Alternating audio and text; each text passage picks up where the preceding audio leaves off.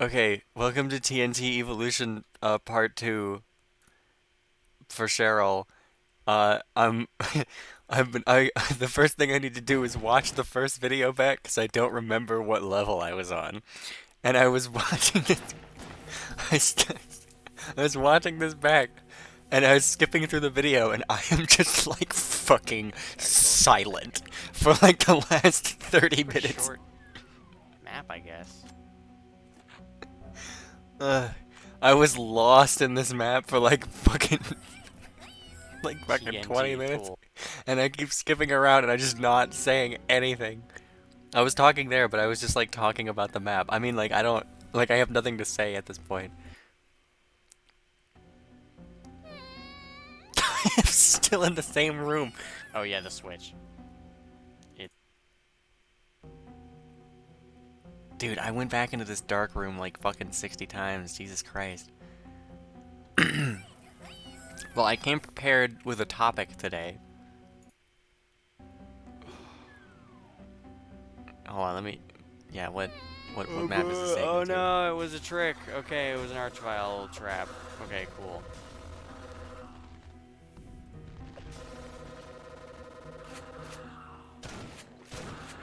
That's fucking annoying.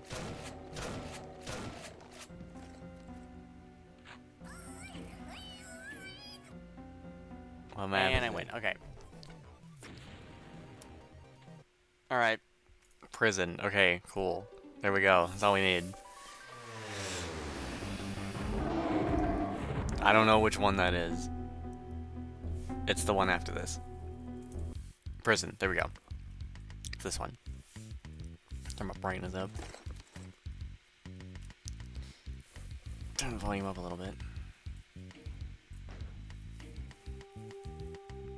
Not that much. Let's play a different character that I have not already played. Check out Mobster Matt. Does he have any good skins? Let's look. I don't know. No, he doesn't have any skins at all. Nice. Some characters you can really tell like who was playing what characters. Cause like this guy has like one skin. Mobster Matt doesn't have any skins, you know. And then Doom Guy has like 60 skins. Look, it's Paul from Anton Balls. I haven't actually. I think I looked at all of these once, and then like forgot what all of them are. Devil Marine. I like Devil Marine, but he's like really goofy.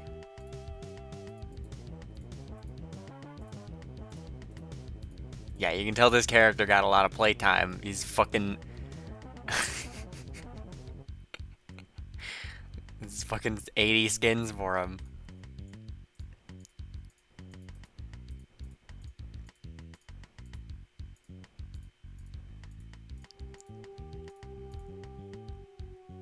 Let's play Mega Man actually. I have not played Mega Man. But I like Zero more.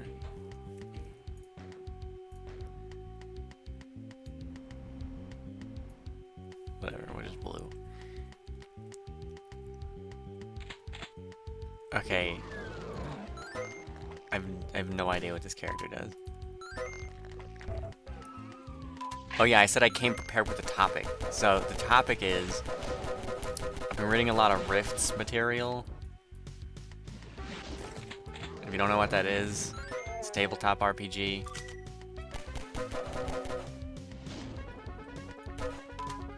Do I actually need ammo for this? I do actually need ammo for this. Oh my god. What in the fuck?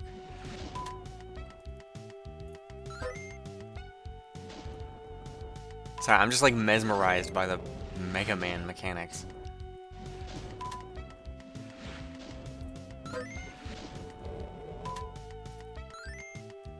Oh, okay.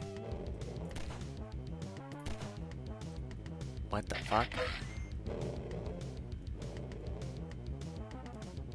I don't... This character sucks.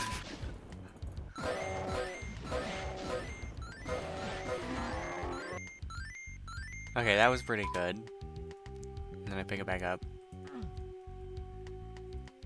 I'm not gonna play. This is gonna distract the fuck out of me. I'm playing Daniel. I'm not gonna redo my progress. Whatever. I'm just going. Oh, I might as well just reset at that point. Because I want the plasma rifle. Okay, anyway. Jesus Christ. I'm reading a lot of Rift stuff. And, yeah, it's a tabletop RPG system. Published by Palladium. Fucking whatever. I don't know if it's called Palladium Games. It's Palladium. Palladium Publishing, that's what it is. Anyway. It's like... I don't really know how to describe it for people who, like, don't know much about tabletop RPGs, but Cheryl knows about tabletop RPGs, and you're Cheryl, so I can just describe it like this. It's like a Bizarro World version of 2nd edition D&D, made by, like, a guy who loved shitty comic books.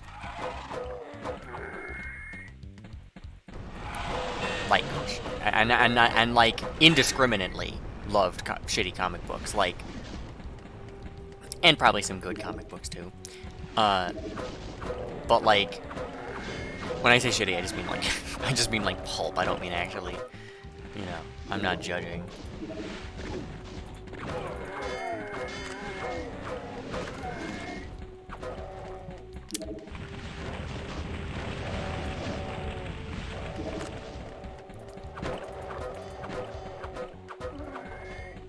Just gotta make sure I don't fucking die.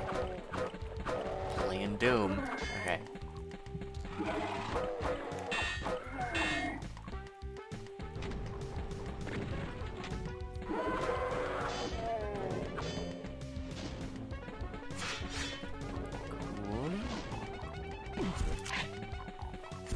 Cool.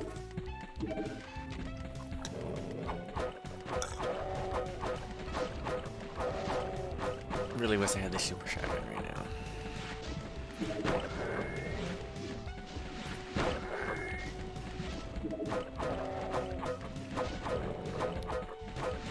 Rift is actually only one of their systems. Palladium in general. Palladium has like a bunch of stuff. It has Palladium Fantasy. It has Heroes Unlimited, Dead Rain, which Cheryl, you'd probably absolutely adore. Dead Rain. It's the zombie one. It's a little more complicated than that, but it's the zombie one. Like, that's all that you would need to know. It's the zombie one. But Palladium has this thing. There's a man involved. What the fuck? Oh, okay. Nice. That would have been cool, like, a minute ago. There's a man involved in all these works called Kevin Siembita. I don't know exactly how to pronounce his name.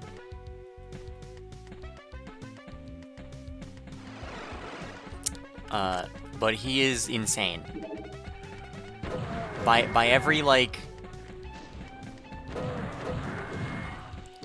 Every instance of me, like, encountering his work, his material, and, like, his words about his work, he's, like a psycho creative person who just, like, just makes things, just makes, like, anything. He's just like, I want to make Mexican vampires, and I want the vampires to be, like, the weirdest, most complicated fucking vampires ever that no one has ever done, and I want like this and this and that, and he has like so many friends and like other people in like in or out of the tabletop like industry that he works with.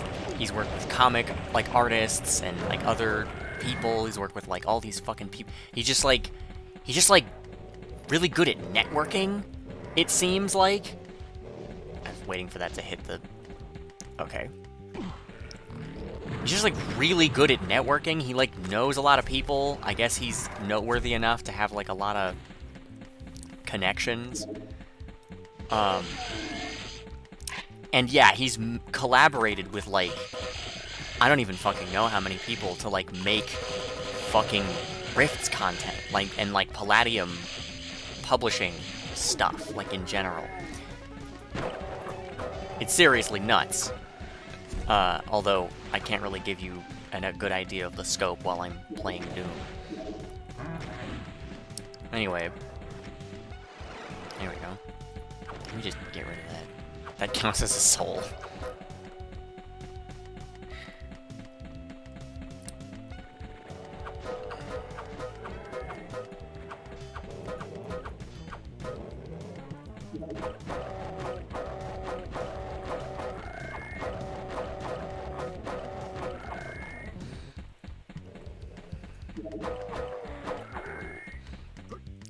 Fuck, gotta turn that off.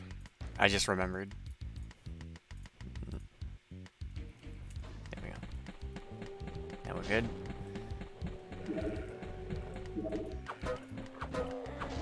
By the way, Kevin, if you're watching this, I'm referring to... I have no idea why or how he would be watching this, but if you're watching this, when I say psycho, I meant it entirely. Entirely affectionately. Just that you're really fucking passionate, apparently. But yeah, so this dude just made a giant fucking insane thing. It has everything in it. Like, if there's a fantasy thing that you could picture that exists, if there's like a fantasy or a science fiction like concept or trope that you have seen elsewhere, it's in Rifts. And if it's not in Rifts, then there's some kind of crossover like handbook somewhere where you can put it in Rifts, or it's like on the same like system as Rifts, because every Palladium thing like uses the same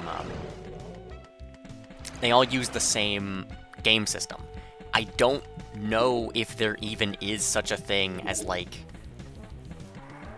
a difference in edition for Rifts. Like, I've never seen like a Rifts first edition, Palladium first edition, or anything like that. And either way, like I said moments ago, it's all like really harshly derivative of, and I don't say this entirely as a bad thing, it's really harshly derivative of I don't know where the fuck to go, of 2nd edition D&D. Oh, there we go. Like 2nd edition AD&D.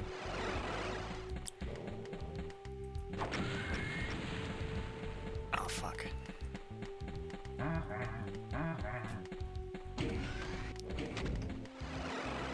What in the fucking hell? Okay.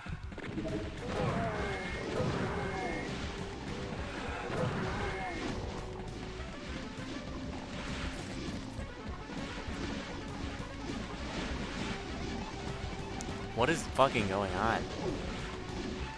What am I supposed to be doing here?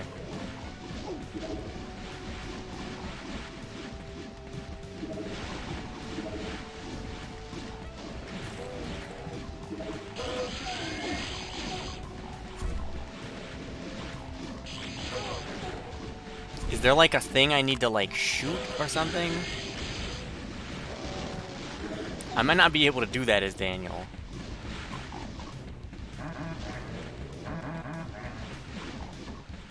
Okay, there we go. That's what it was.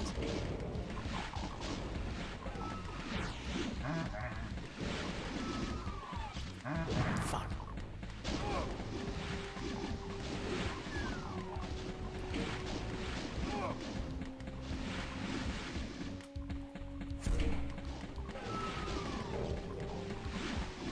now I'm like dooming.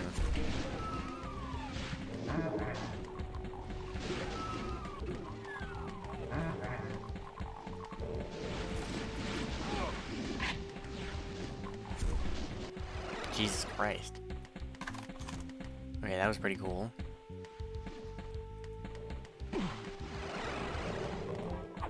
I don't know if this is a Baron or a Hellmate. Whatever.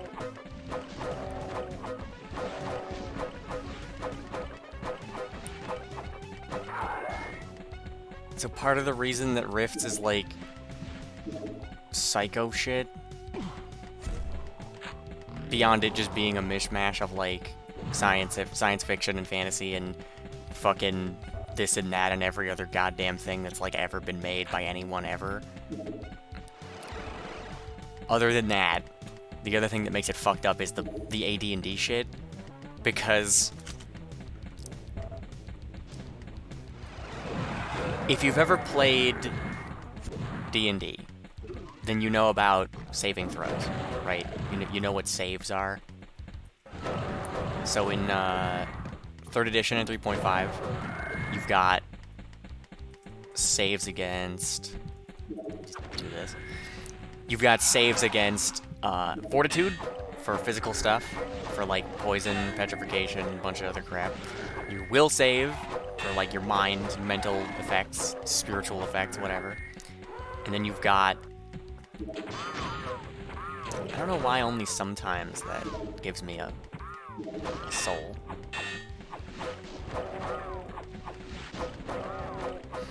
And then you got reflex saves. For Cheryl's benefit, the system we're playing doesn't have reflex saves. We have dodge instead, but originally there was a third type of save for like, you know, let's say AoEs or, you know, whatever other crap you need to represent. Okay, that was really bad. This map has like no ammo and it doesn't have a rocket launcher, so I'm not... The map doesn't have a rocket launcher, so I'm not playing Daniel. Yeah, sorry. Let's play Double Marine, fuck it.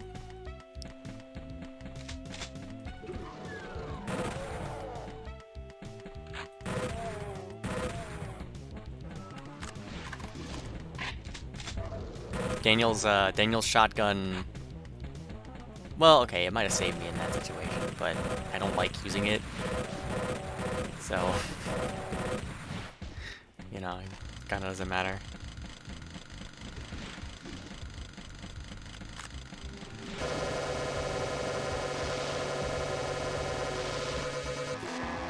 Yeah, see, there we go.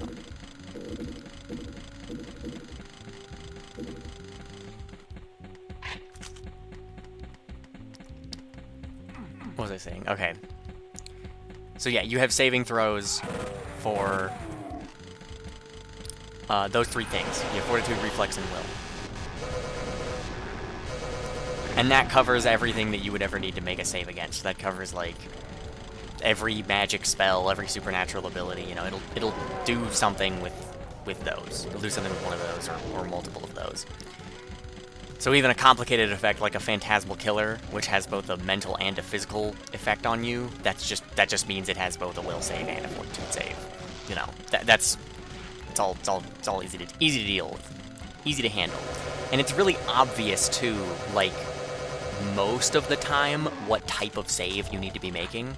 So if you're designing an ability, and you say, okay, well, this is a mind-affecting effect. This is an enchantment spell. I'm designing an enchantment spell. Well, fucking duh. That's gonna be a will save.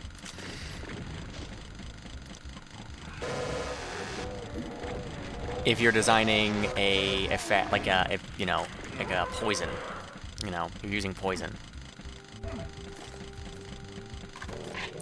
Duh, it's gonna be a fortitude save. That kind of thing. Usually really easy to deal with.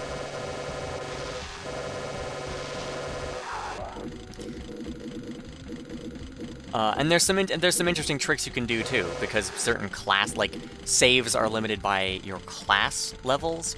So rogues, rogues have good reflex saves, but they don't have good other saves.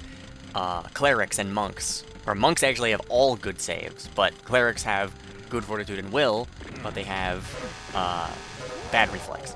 And then fighter has good fortitude, but bad reflex and will.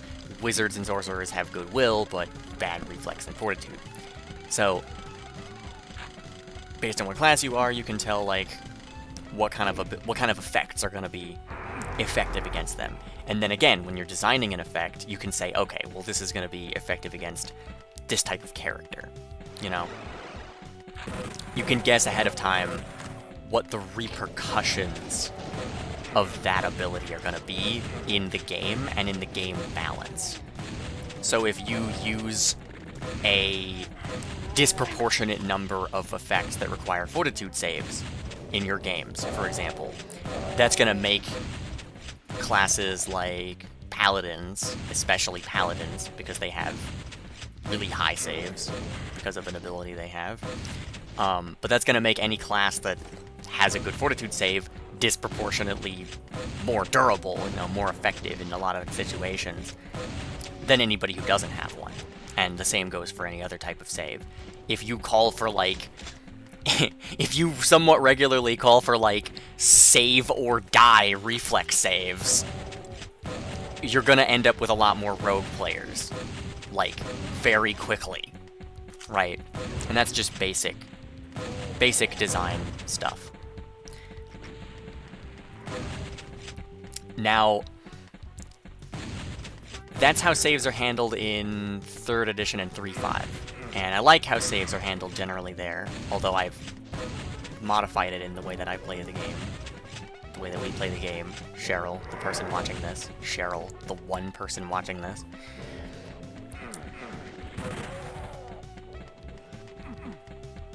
Is that a thing? No.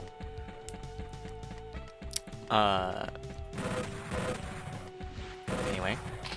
Oh, okay, that guy actually died. Also, I'm running out of shotgun ammo, because fucking goddamn it. In 5th edition D&D, Drake will be familiar with this. Drake's played a lot of 5th edition. You can ask him about it if you want. Drake honestly knows more about 5th edition than I do, because he has played it, and I think he's DM'd it also.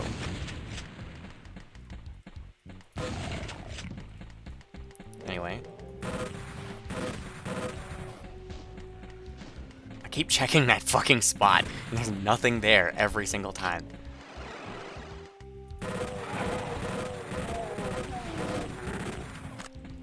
Is it just me, or is this map, like, really fucking scarce on ammo? Like, seriously.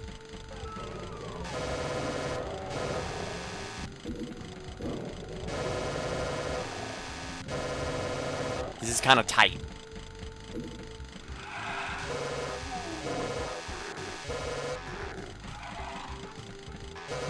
I mean, I got, like, full up on everything, but I'm just gonna try to chainsaw as much as I can right now. In 5th edition D&D, there's one different type of save for every stat. And I kind of like that. I don't know if I'm going to do anything about it as of right now. But, just for example, in 3.5 we have the Fortitude, Reflex, and Will. Well, for them, the equivalent of those would be the Constitution save, the Dexterity save, and the Wisdom save, respectively, right? Because in default 3.5 D&D, everyone's willpower is based on Wisdom. You don't have a choice. There's no like different stat thing like what we're doing.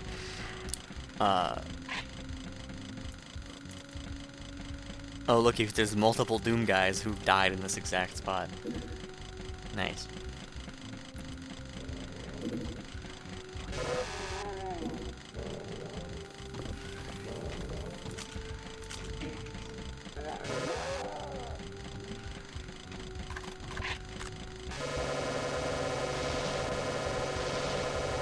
Okay, well now that I'm using the chainsaw, it's pretty easy.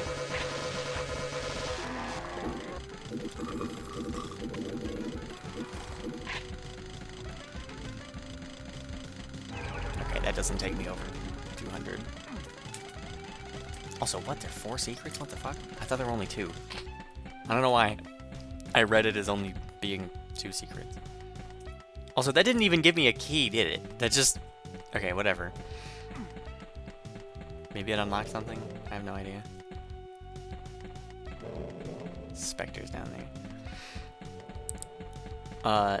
But yeah, so in addition to those 3, there's also the strength save, the intelligence save, and the charisma save. And that's kind of an interesting solution to a problem when you really start to deep dive on like the way that the game handles different types of effects that don't just rely on saves, because there's only 3 types of save, and there are a lot of characters, like paladins, for example, or monks, who can be really good at like every type of save.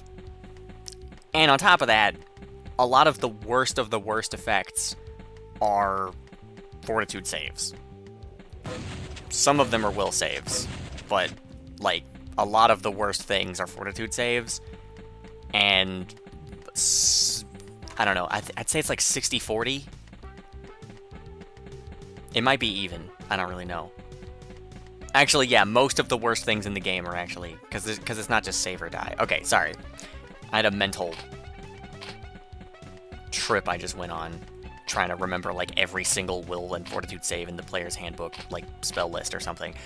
No, like, most of the bad things in the game are will saves. Sorry. Almost every bad thing is a will save. And everything that isn't a will save that's awful that can happen to you is a fortitude save. So, really, you just need to be good at, like, those 2 things. So, you can make a character, for example, in the base game who has 2 levels of Paladin, which gives you, I gotta remember where I'm going. 2 levels of Paladin gives you an ability called Divine Grace, which says you get to add your Charisma modifier as an additional bonus on every save that you make. All of them.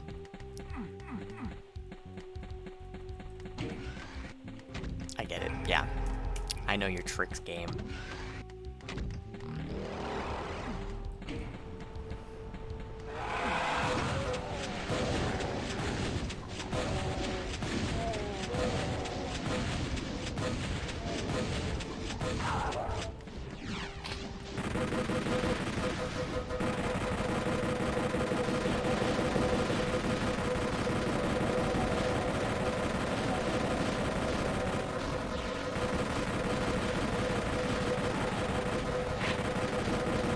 Okay, not invulnerable anymore.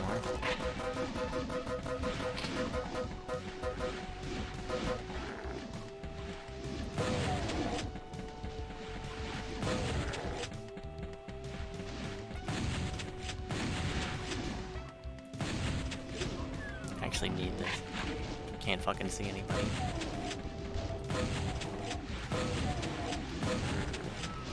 So with Divine Grace and the Paladin's good fortitude, I don't know if they have good will saves, but they definitely have good fortitude saves.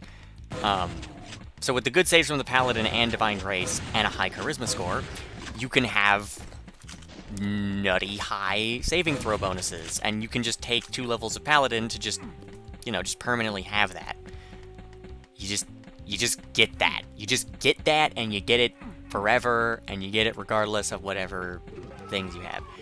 The only downside is that, well, you know, you have to be a paladin. You have to be lawful good. You have to follow the paladin code, etc. But if you can handle all that, then it's like optimal, right? Anyway.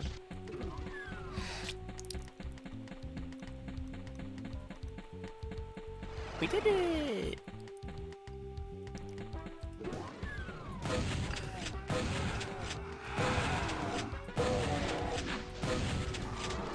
Oh hey, Super Shotgun. Finally do this.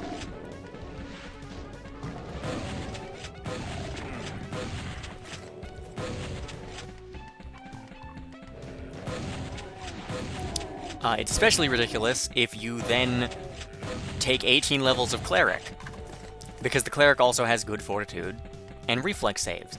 They also have access to spells which make you resistant or immune to all of the things that Reflex saves can do to you. Reflex saves are usually used to save against damage, not against death. So you would make a will save to resist Finger of Death, or a Fortitude save, I don't remember which one it is.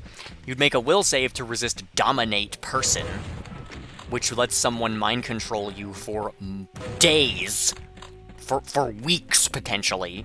Someone can perfectly mind control you, right? For no cost. They can just do it. Well, for the cost of a spell slot, but without like a component or like, it's not like hard to do. Once you have the spell, you can just cast the spell, and it's as easy as that. It's as easy as casting a magic missile. All right.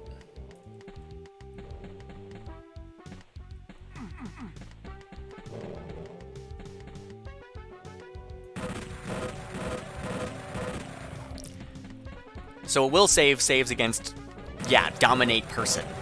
Fucking potentially, and I mean, since it lasts days, they can rest, get new spell slots, and then cast it again. Right?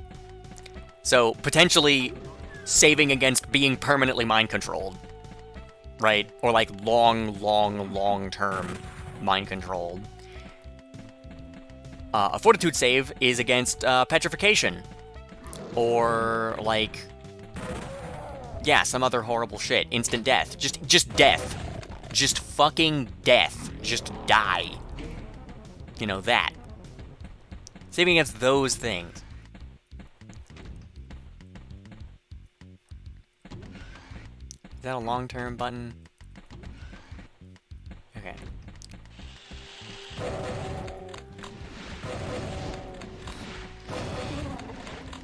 Reflex saves let you take partial effect from AoEs. So if there's an effect that says, okay, this is a fireball. Fireball does 10d6 damage, but if you succeed on a reflex save, you take half of 10d6 damage. You still take damage even if you save, but you only take half. And then that's like, okay, well, then you need evasion. There's a feature you can get called evasion that says, well, if an effect says you only take half, then you only take none. Because that's my power. With evasion. That's what rogues get. Rogues and monks get that. So, okay, cool. The difficulty is, if you know what you're getting into, and you're, hyper-optimal, as any fucking overtuned spellcaster would want to be, you don't have to worry about, like, literally any of that shit. Like, you can just ignore all of what I just said. Because, as a cleric, you can cast Resist Energy. And if you know what the energy is that you're getting into, that you're going to have to deal with, then you just don't take any damage anyway. Like, you just don't care. You could cast Resist Energy, take half of 10d6 damage, they roll 30 for 10d6, you fail the save, you resist energy for like, 10 or 15, and then you only take like 20. Okay, that's pretty bad. If you're level 10, it's not really that bad. It's not any more damage than like a fighter could do with like one attack roll. Literally one. And if you beat the save, then you take like 5 damage or none, which is fucking amazing. And it's basically like you had evasion, right? So and that kind of balance mindset where like you can just use spells to replace all the class features that you don't have, that is kind of like the defining balance problem of spellcasters in general. And it all comes down to the way that saving throws are balanced. And the reason why the saves are balanced the way that they are, being related to each class, and yada yada yada. It doesn't really work It doesn't really work out that way. It kind of just means that, like, spellcasters have all the power. And, hey, if you really need a bonus on saving throws, there are spells that give you an explicit bonus on a specific type of save. Or you can boost the statistic that the save relies on. You can use Cat's Grace to give yourself better reflex saves. You can use Bear's Endurance to give yourself better Constitution and better Fortitude saves. You can use Owl's Wisdom to get better Will saves, because Wisdom was originally the only stat that you used for that. And that's how it was balanced. Again, I have no idea how it is in 5th edition. I can't speak to the balance of that. I don't know where this last secret is, and I'm just running around in a circle while I talk. So let's Google let's Google now where this secret is.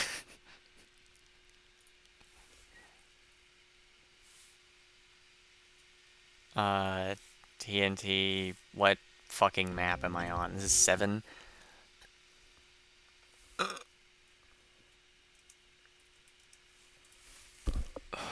Here we go.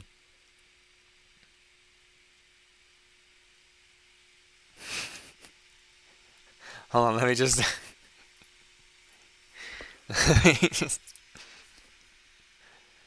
Berserk Pack.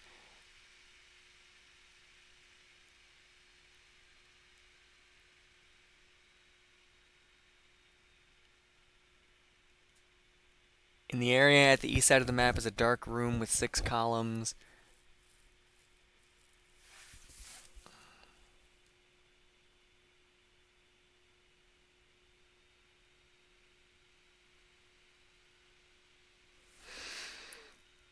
East end of the map. What?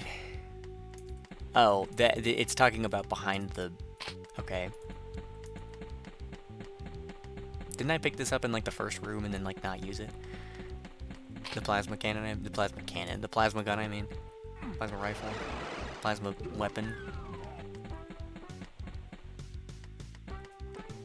Oh, one of the pipes is broken?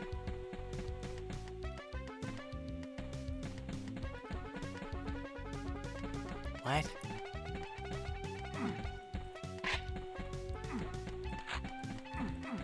Huh?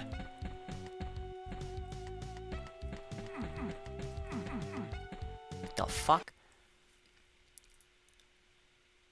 The center column of the northern row.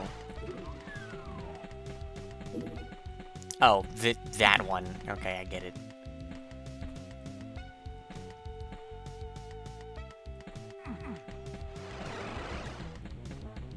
Aha.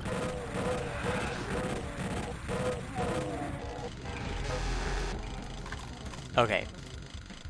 There is somehow one enemy left on the map, and I don't... And I don't know where they are, and I don't really want to go find them. I don't care. I don't care. I don't care. I'm not gonna go deal with that. Sorry.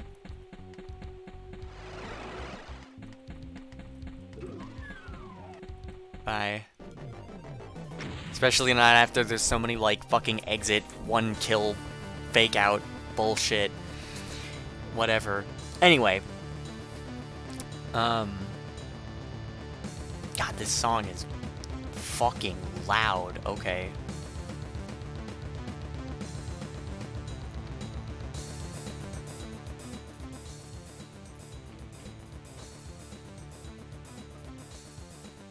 Sure, we'll play the chicken.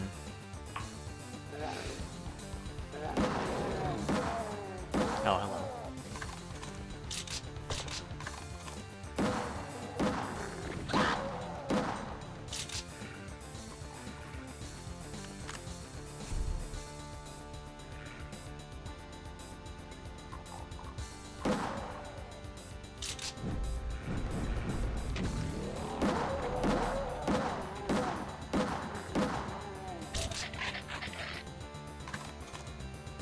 Fuck was I talking about? Okay.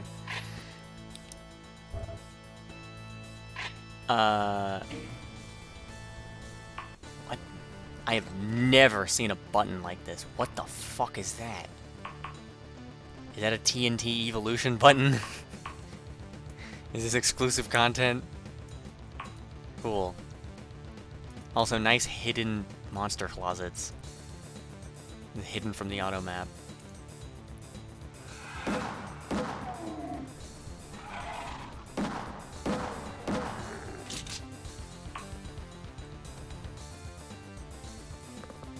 Where the fuck am I going?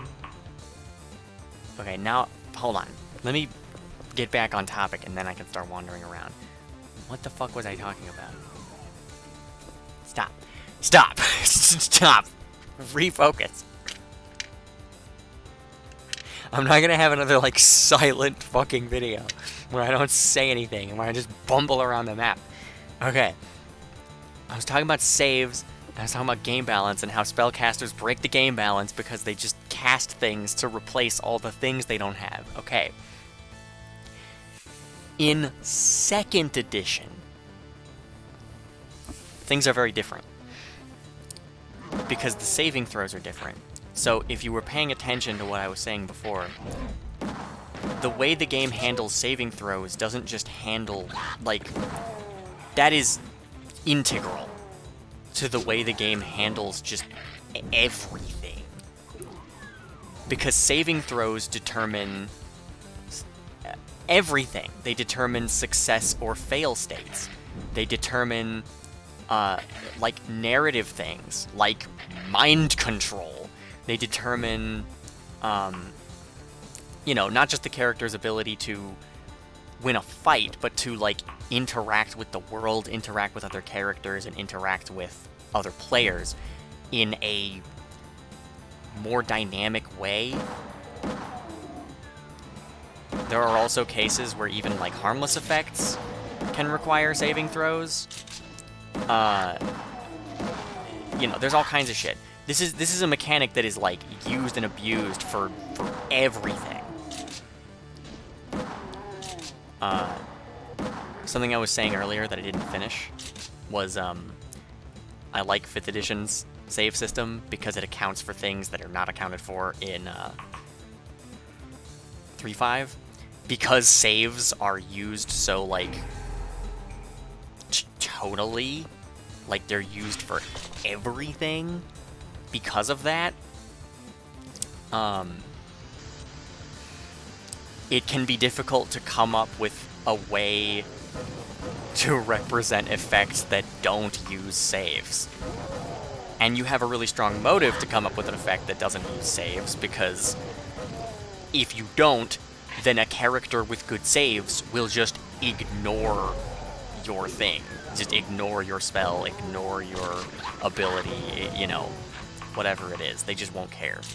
It'll be just another, you know,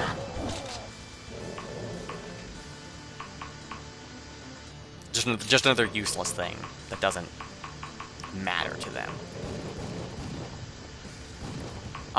What? Oh, okay.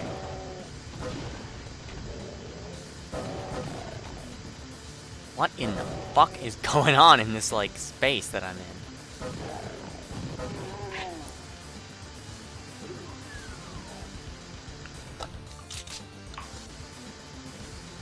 What did I get from this?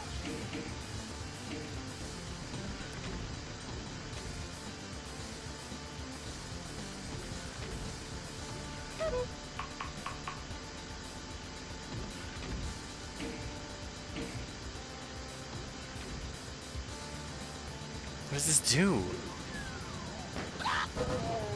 Jesus Christ. Oh, okay. Was that a secret? Like, I don't understand what happened in the map just now. So, okay, for example, there's a spell in 3.5 called Maze. It's in many editions of D&D, but I'm talking about this version of it. Maze doesn't use saving throws. If you want to escape from a maze spell, there's no save to, like, not get mazed, but there is a save to escape from the maze. So the spell sends the target to an interdimensional maze, or an extra-dimensional maze, whatever, you know. A space. It sends them to, like, a pocket dimension. And it's a maze. The spell sends them to the maze, it gets them lost in the maze, and then they have to make an intelligence ability check. Right. So they use just their intelligence modifier. There's no saving throw mechanic associated with this. They just use however good their intelligence is, determines how hard it is.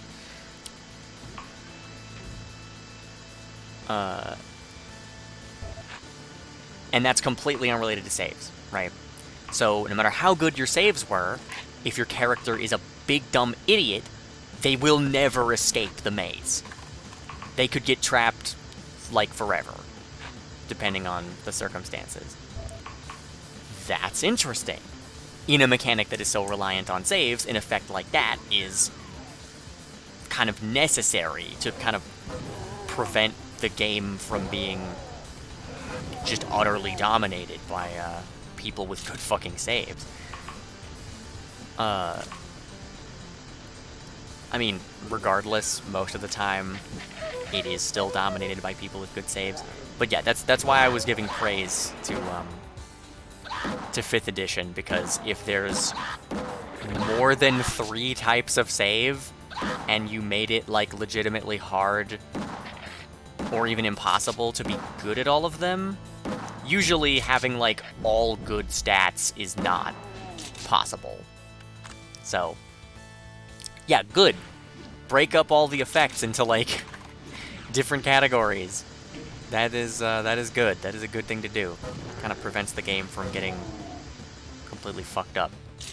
I've kind of done my own work, I think, to mitigate that, but I may need to do more in the future. Anyway. I don't know what these are doing. Okay. It's an elevator. It's an elevator that lets us, like, a secret space. I might die because I'm just, like, talking.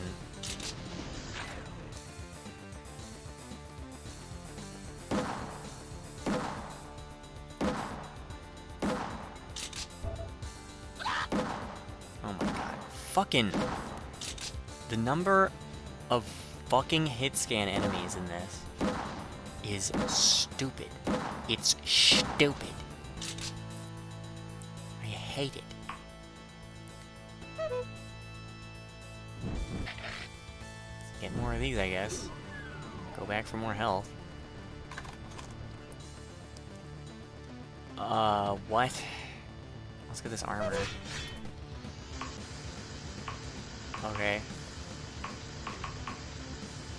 I don't... Uh-oh. Okay. I thought maybe I had just, like, fucked myself.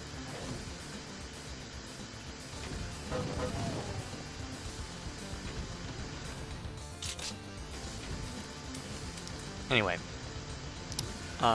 In 2nd edition, things are very different. Everything is very different, but specifically in relation to the way saves work. I don't know all of it, but there are saves versus... There's like a save versus each individual thing that you might have to make a save against. So, when they made this, they said, okay, what kind of things do fantasy adventurers have to struggle with? What do they fight? What kind of enemies do they go up against? You know, what kind of things do they have to contend with? And they said, okay, spells, magic items. Okay, there's no health here. Spells, magic items, fucking... What else? The breath weapon, the fire breath of a dragon, okay. Poison. When you take too much damage, you might go into a coma.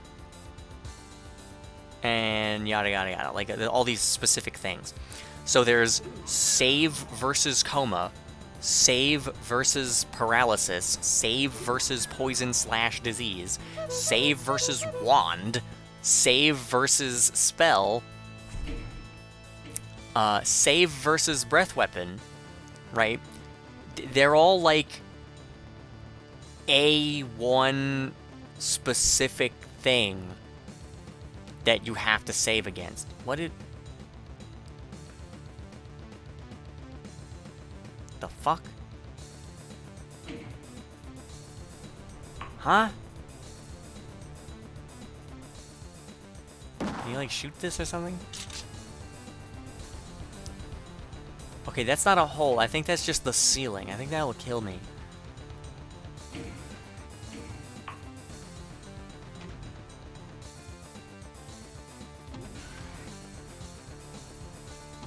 No. Okay. Nice. Alright. Now we can actually, like, do this. There we go. Okay, there we go. Now it'll work right.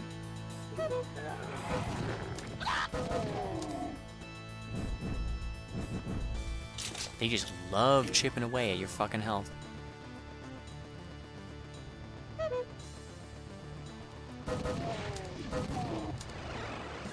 Okay.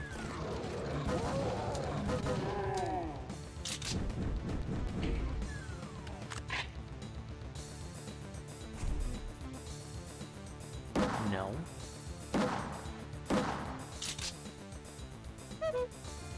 Jesus Christ.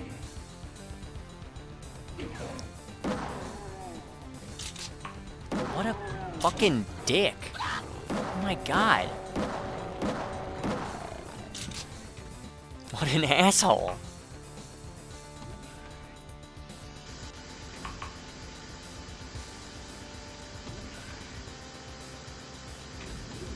This is like jump behind you the fucking map. Jesus Christ.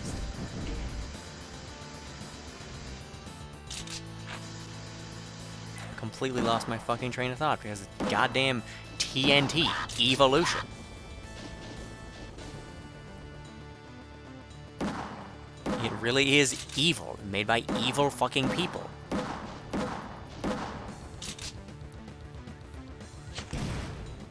Wow, okay, thank God that doesn't hurt me. What?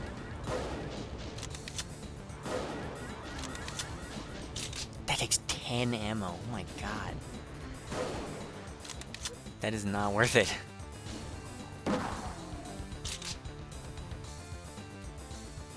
I already pressed this right. Okay, turning the switches to red from green to red is fucking confusing, and if you are making a Doom map and you do this, fuck you.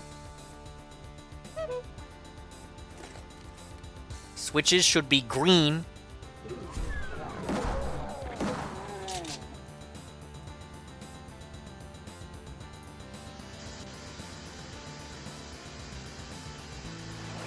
Oh my god. Is this like not... Is there no way to get in here?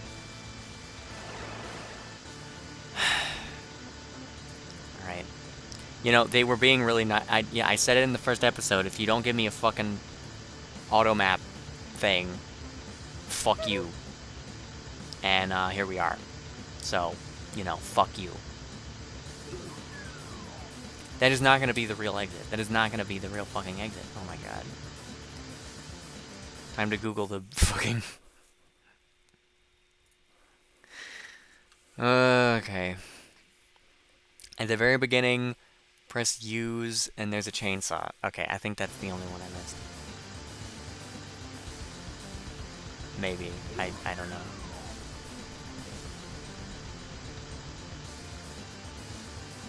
Or wait. Oh, okay. I don't even know if you're supposed to be able to do that.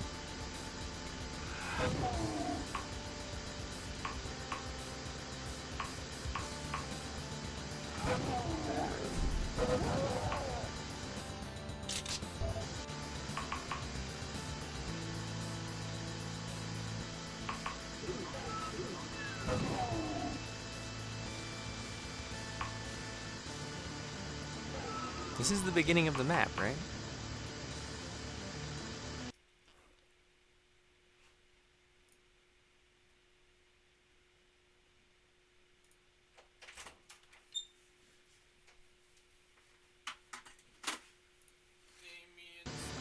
Wait.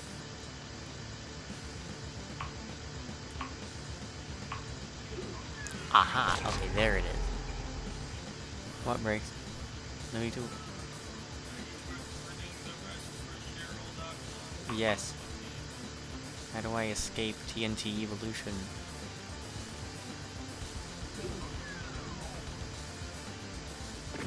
Cheryl, evil is changing. Evil is evolving. There are chain gunners fucking everywhere. You can't escape. There are chain gunners even in sections of the level that you've already been to.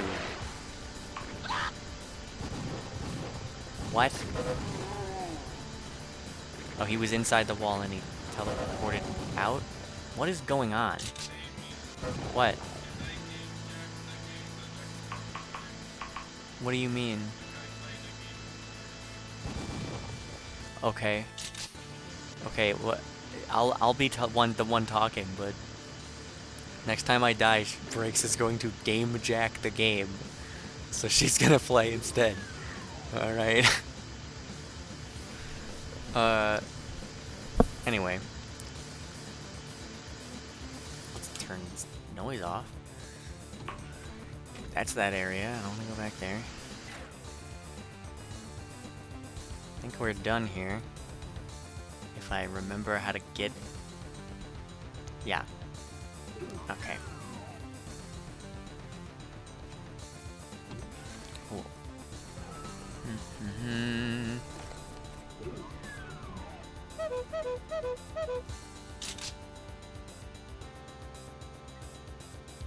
I'm not gonna go find that last monster. I don't care. Oh no, I only got 99%. I think I've heard of this map. I feel like I know this map. Breaks his Stronghold, a famous map.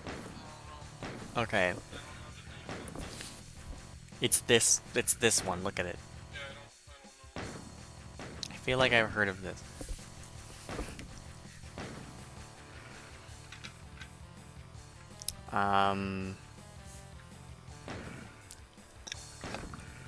I don't know, I can play Devil Marine pretty brainless. Let's do this. Come on. Yeah, there we go.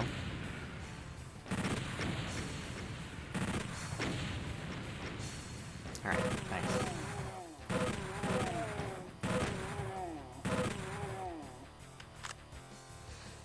Okay. Completely in the dark about what the fuck I was talking about. Or where I was at.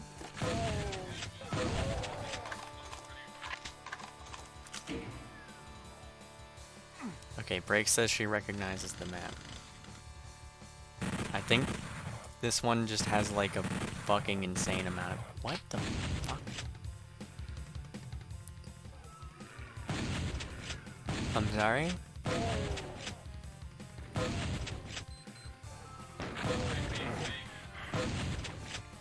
You are not a real enemy. Okay, nice. Thanks.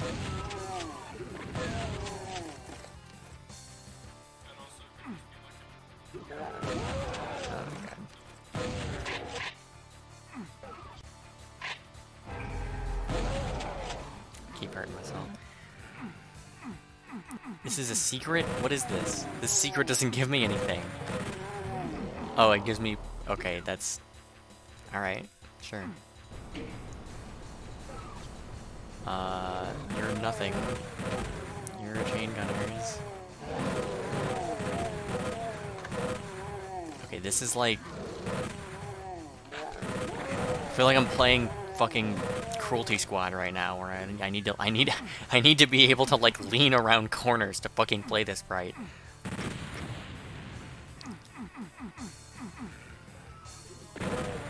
God, this sucks. I'm not doing very poorly, but I feel like I'm going to be mad. I feel like I'm going to be mad in like a minute or two. I'm like anticipating. I'm anticipating like raging at this map.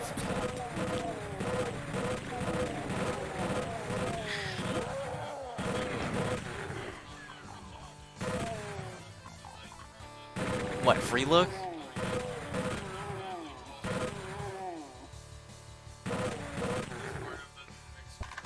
I think I do.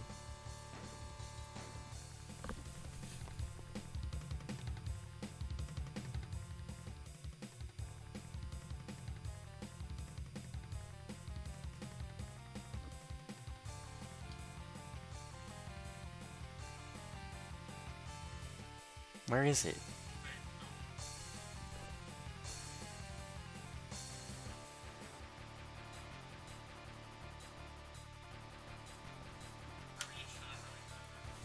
Whatever.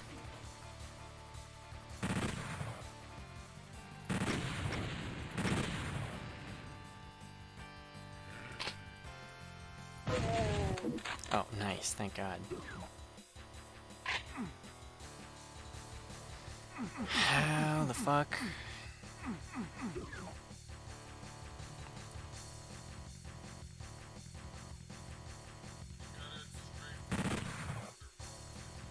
Really? Oh my God, what? Jesus. I don't know how to strafe jump. You like strafe and you hold W in like one direction, then switch it to the other direction while going at like that angle. So like hold W with A and then switch to W with E. No, like while you're moving. That's what I did. No, I mean like go to like the little door you enter this room and do W and A and then like do W and D before you even get on the W and D makes me go this way, Breaks. No, without the A. Do you not have strafing on? I'm just. What do you mean strafing? You hold W and D. Yeah.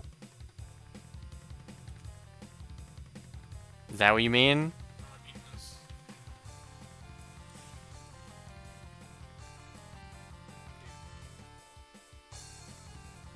And then you turn it around. I'm game jacked. Well, Breaks is controlling. like you do this and then this. Is this required? I don't know. That's how you get on that box, and I don't know what else you do here. Oh my God. Okay. Probably not required.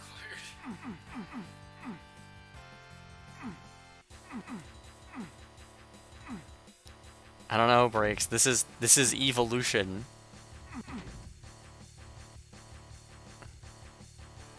Evil. It has evolved.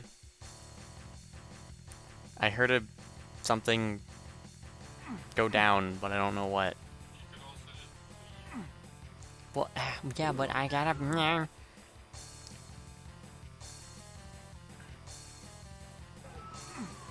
You need a red key to activate this object. Fuck.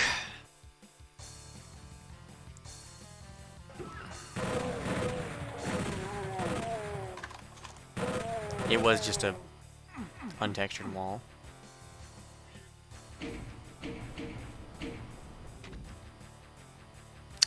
Uh-huh.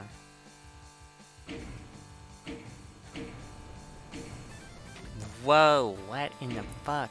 It might be broken.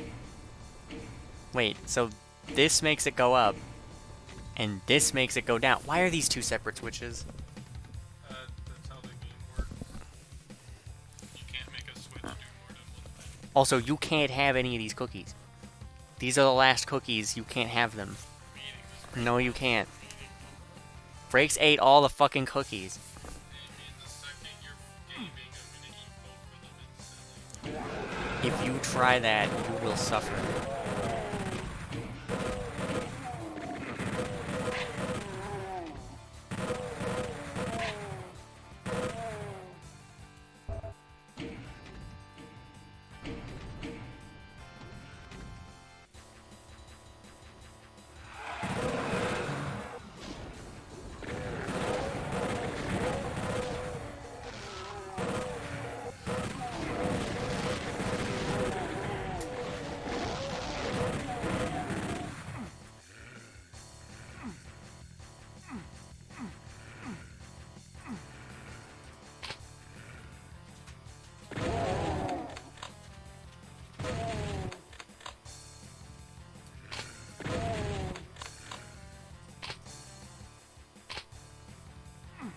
What?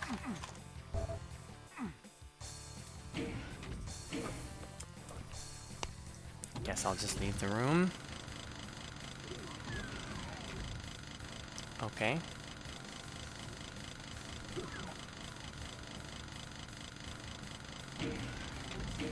Oh my god.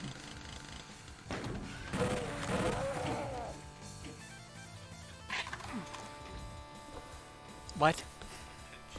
The pincher? Oh, there we go.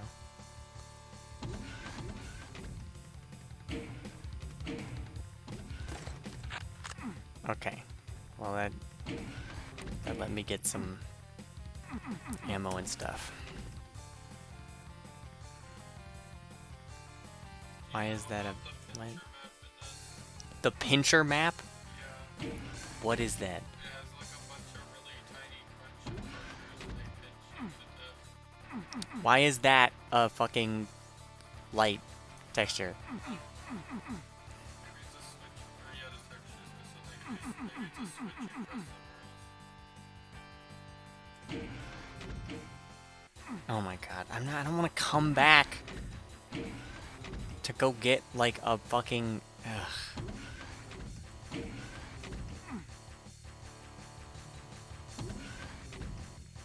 shouldn't be any of the switches here. Cuz they already do one thing, yeah.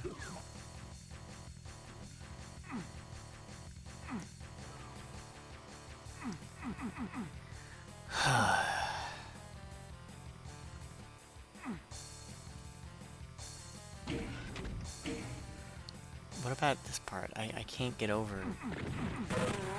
Can't get over here. I guess that's just like, I don't know. Fuck it.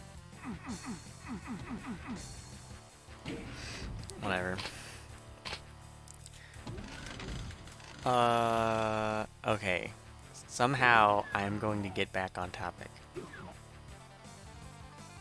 After I figure out how to get this fucking key.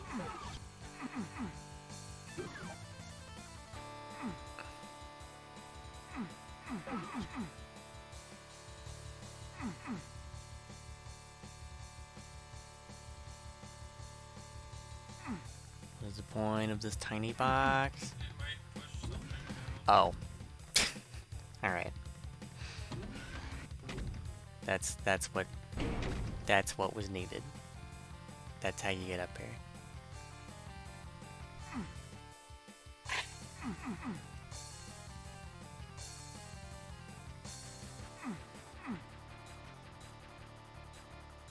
There we go. It's not a secret. You have to go here for the key. You don't have to go here, you can drop down. Still. So this is technically, you know, this is kind of a secret. This is barely a secret, yeah.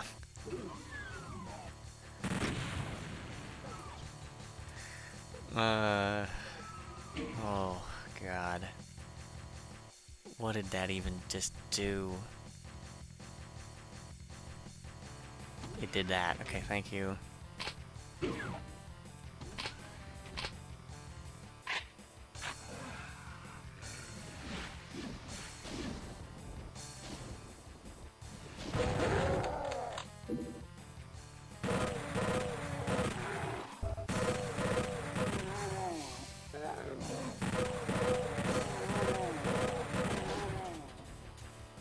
Tell me when you die, I'm gonna watch murder drones. What is murder drones? What is that? Cheryl, in the comments of the video, please explain to Damien what murder drones is. Yeah, do that. This is like an ARG, it's like interactive.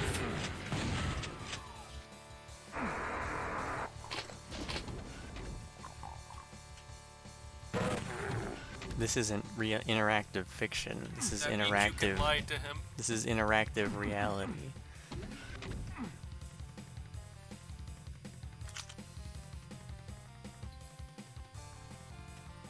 What the fuck? I just keep like I keep getting like shocked by different elements of the map design, and it's like really, really fucking distracting.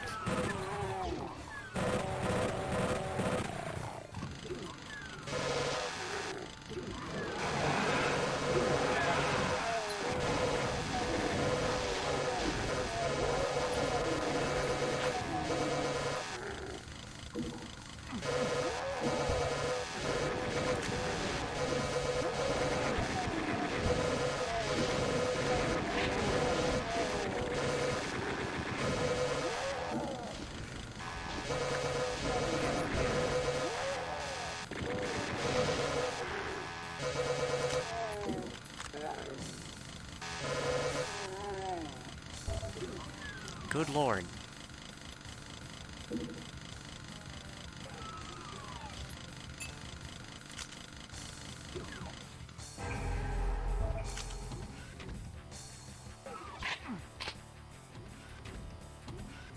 Are there gonna be more? There's 11 secrets on this map. Whoa, wow. Thank you for that. And that was also a secret. Okay, thanks.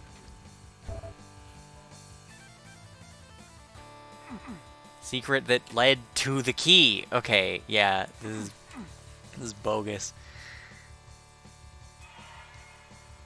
I keep forgetting that. Wait.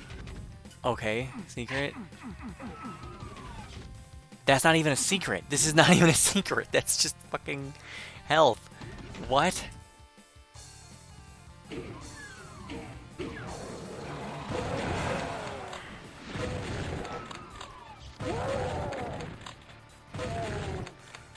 Okay, nice. What? Oh, okay.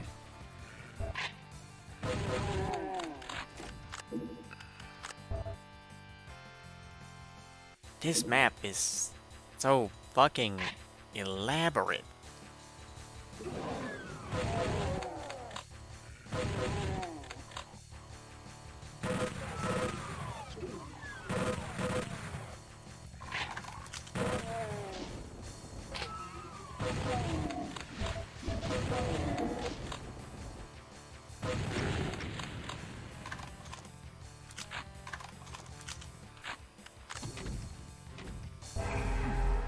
That's not a secret. What? That's just a door. That's kind of neat.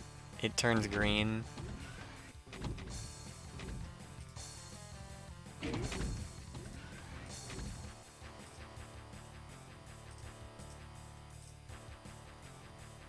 Okay, let's go back and let's get all of the...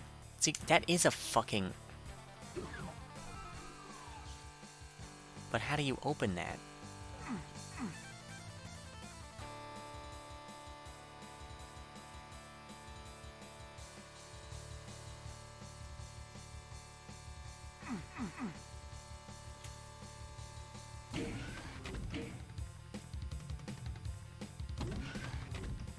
Maybe you open it from the other side and there's a teleporter? I don't fucking know.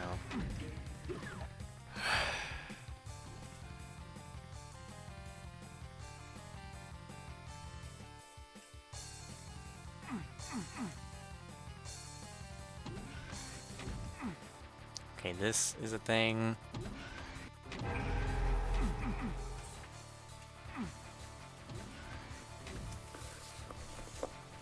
Okay, whoa. It's been like fucking 15 minutes.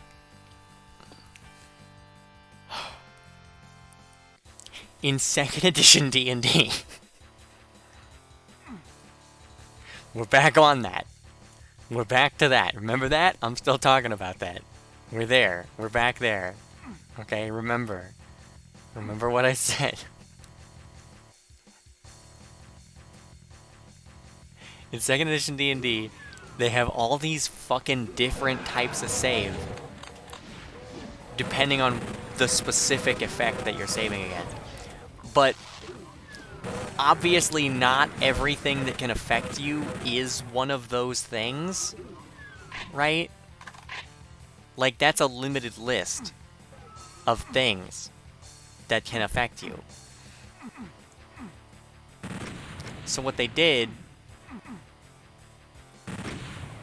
is once they started needing to represent like more different types of effects, they just used the types of save, like the name of the type of save that they had, and they adjusted it. They just changed it, you know? Or well, okay, sorry, bleh, forget what I just said.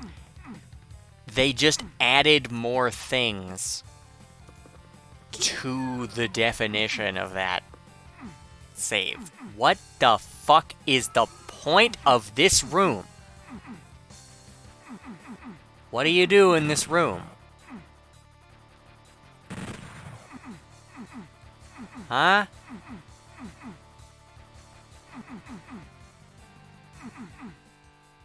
Oh my fucking god. Oh, thanks for the fucking ammo.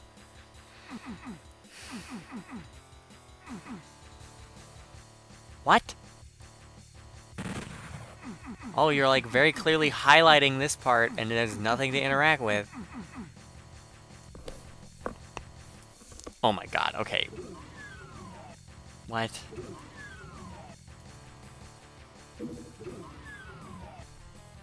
Oh. No, sorry, you have to go here and then like around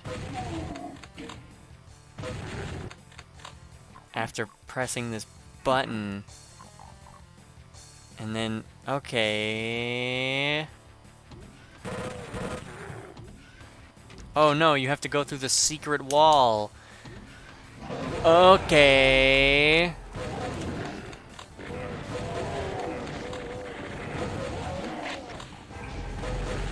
I just walked into a secret. I don't know what the fuck I just did that was a secret. What is this? Where am I? A secret is revealed. What is going on? 9 out of 11 secrets. I was right, it's a teleporter.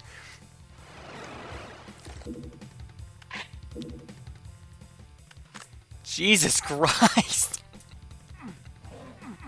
I'm trying to talk. Shit just keeps happening.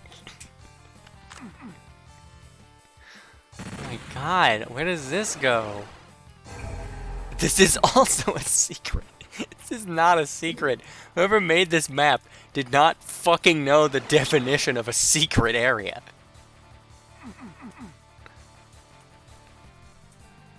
Jesus fuck. Is that whole section down there, is that gonna be considered a secret? Is this whole thing gonna be secret zone? My god. Apparently beating this map is a secret. Okay, let's go. And we'll go do the rest of the map, I guess.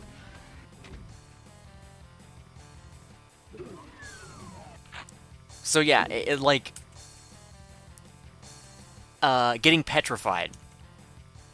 Petrification, I don't remember if it was its own save. I don't think it is. But even if this isn't a legitimate example, it's structurally the same as a legitimate example. So I'm going to use it anyway. So let's say you encounter like a basilisk, and it can, you know, it can turn you to stone with its gaze. Right? Its gaze attack, if you look at it, if you lock eyes, it'll turn you to stone. That might require a saving throw versus breath weapon, because it's the supernatural ability of a monster, similar to a breath weapon. But it's not like exactly the same, you know? It's obviously not a breath weapon, it's a petrifying gaze.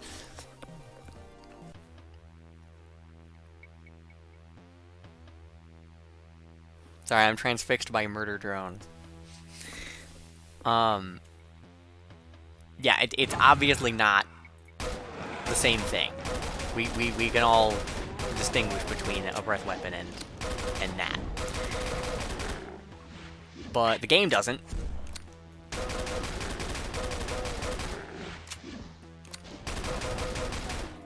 They're the same type of save.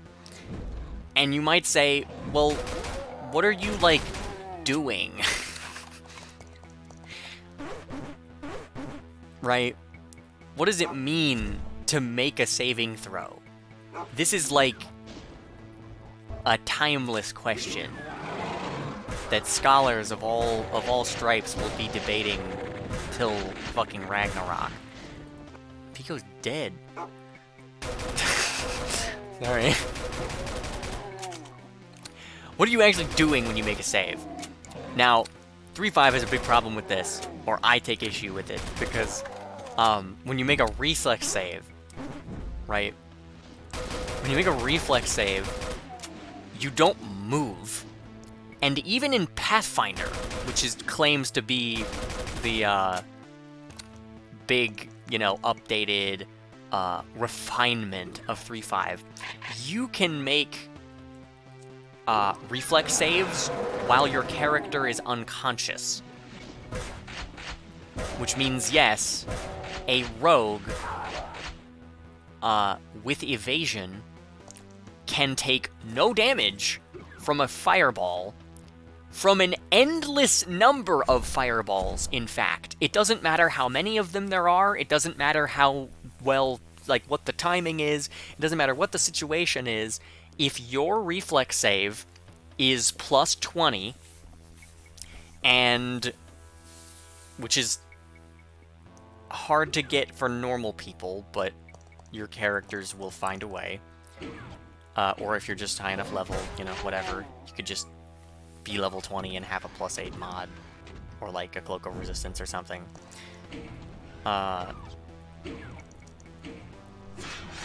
You find a way to make that happen. If you have, or no, even easier than that, if you have a plus 15. If you have plus 15 and you're rolling against a DC of 15, difficulty class of 15. So you need a DC, you need a 15 to dodge it, and your bonus is 15, which means that the lowest number you can possibly get is, 16. I wasn't doing math, I was thinking about Doom. I promise I was not just sitting there for like fucking 10 solid seconds, or however long that was, thinking about the answer to 15 plus 1.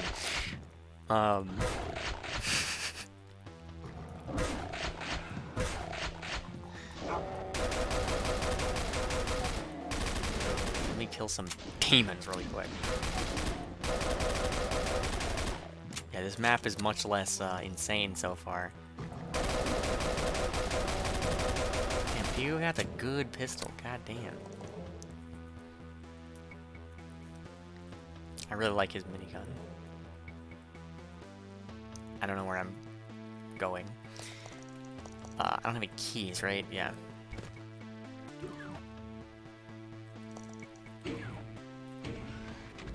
Don't pick that up. I might accidentally pick that. Okay.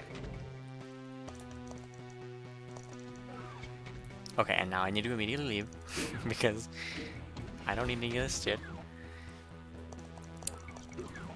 Okay. So, yeah. If the lowest I can roll is a 16, and I'm rolling against DC of 15, I only need to roll a 15 to succeed, but, just for the sake of example. Well, no matter how many fireballs you throw at me, because I have evasion, I don't take any damage. And it doesn't matter if I'm hogtied. It doesn't matter if I'm... Okay, well, no. It does matter if you're entangled, because the entangled condition actually reduces your dexterity. So that would give me a -2, and that would mean my bonus was 13, which means the lowest I can roll is 14, which means I could fail. But if I have a Cloak of Resistance +1 or something, then that is now impossible. So, okay, my bonus is 16, sure. The entangled condition no longer applies. Anyway, whatever. Imagine whatever numbers you want. My character is blind, deaf, unconscious, dying, bleeding out. Their bones are all broken, you know, whatever. They're dying in a ditch. They've been shot in the brain, and they're fucking dead. So, but because my number is so big, if you casted nuke spells, if you casted Fire Blast, Burning Hands, fucking Lightning Bolt, whatever, on that spot over and over again, hundreds of times, you'd never hurt me.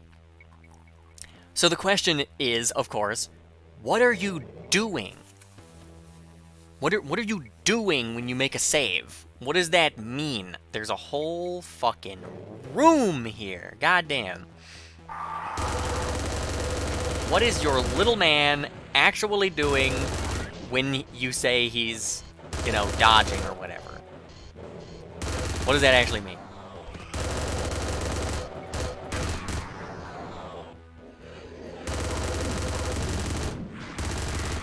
Okay, nice. Those do so much fucking damage. God damn. God damn.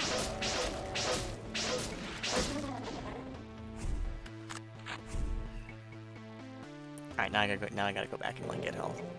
Do I have a key? Did I just pick up a key? No. It's there. I don't know how to get it to... There we go. I need to hit both of them. Okay. Fuck, I just fucking... That was a waste of an ammo pickup. Whoops. I don't even need to be using this.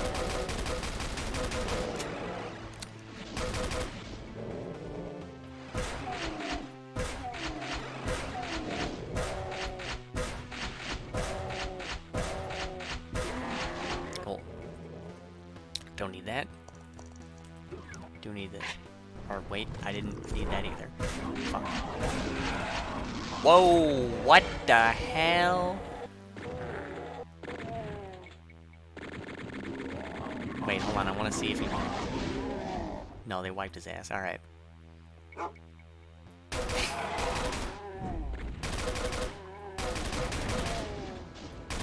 Anyway. Back to the whatever the fuck I was saying. So that's a problem. Now, any reasonable person would say, no. You can't make reflex saves while you're on the ground. But, okay, what if your character is conscious, right? What if your character is conscious, and 6 people, or 100 people, or 1,000 people, or 1,000,000 people all cast Fireball on you at the same time? What just happened? Because when you make a reflex save, your character doesn't move. They don't, like, go anywhere. They don't, like, do anything. Nothing actually happens to them. It's just a bunch of numbers and shit. Oh my god, I fucking restart the game! I want to not take damage there. I forgot to grab the super shotgun.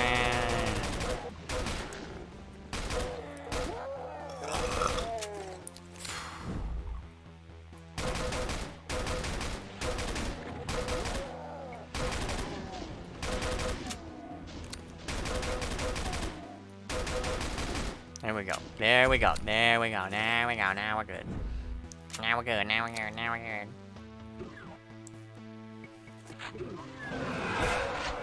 Nope. Get that fucking... I just hit the wrong button to switch weapons and then had to scroll wheel and then he was like reloading the shotgun and then I...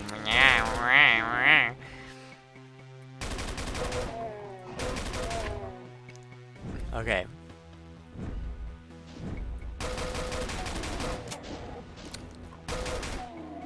So your character just, like, can't... You know, there's no interactivity. There's, like, no... anything. There's, like, no anything at all. There's no anything at all to, like, tell you what is actually going on.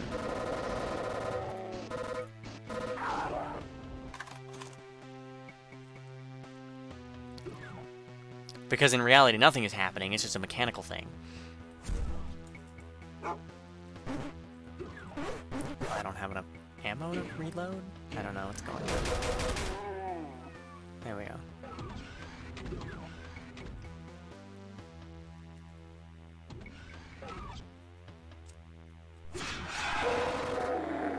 That's nice.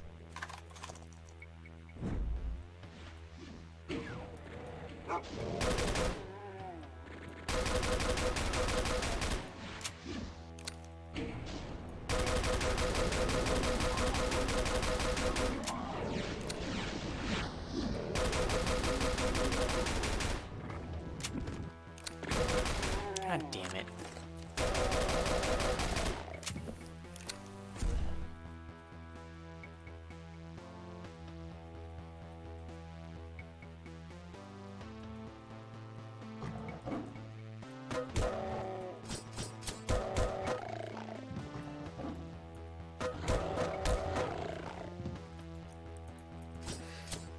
The same goes for like attack rolls.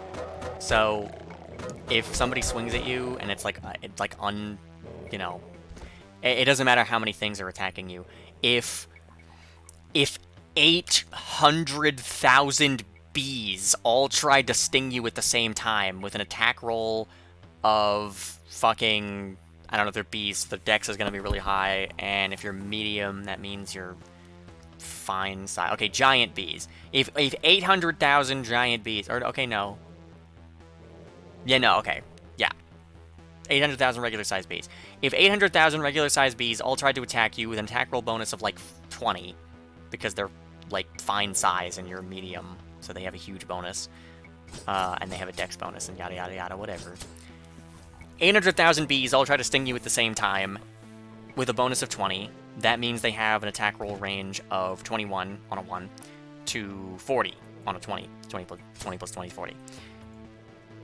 So if your AC is 41, that means that those bees will never hit you. You could stand in a cloud of 800,000 bees all trying to individually sting you as many times as they wanted. You could even give them bonus attacks. You could give them bonus attacks. You could give them, like, fucking iterative BAB attacks, you know, whatever, like, thing. You could give them, like, 2-weapon fighting. You could give each individual bee 6 different swords that are all flailing around, yada yada, whatever. The game says you are unhittable. And it also doesn't matter what, like, the source of you being unhittable is. So it could be armor that's giving you that AC. It could be a pure just dex bonus. It could be dodge bonuses. It could be total defense. It could be like whatever. It doesn't matter what it is. It's all reasoned the same. That isn't true of every attack. By the way, if you're lost, I've been flicking through editions a lot. I'm still talking about 3.5. I'm going to bring this around. I'm going to bring this around to the other editions in a minute. And by a minute, I mean maybe like an hour, because I'm playing fucking Doom while doing this.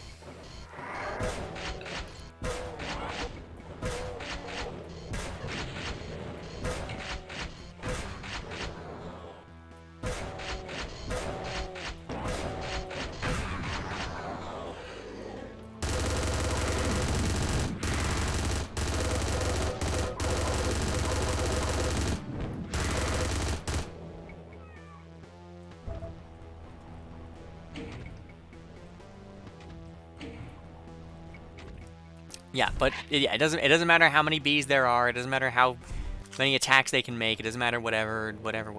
None of that matters. None of it is important. None of it is relevant at all.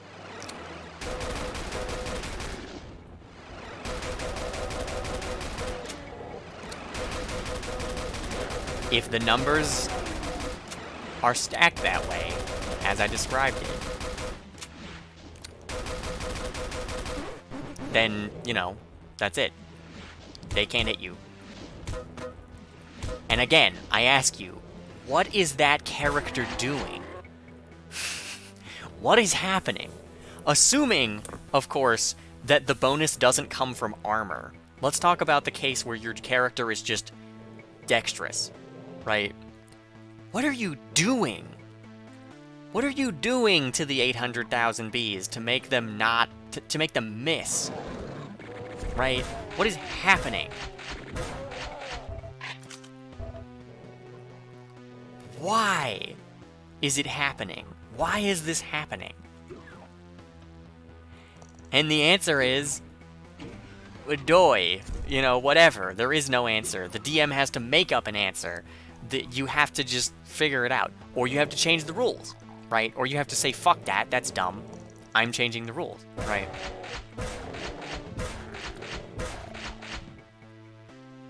There's a very common defense in just tabletop gaming that looked very funny. A very common defense in tabletop gaming that, like, if you don't like rules, you can just change them.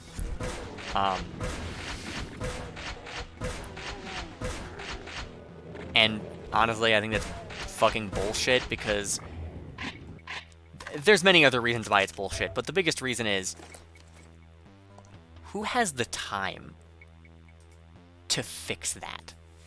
If you have a problem, right?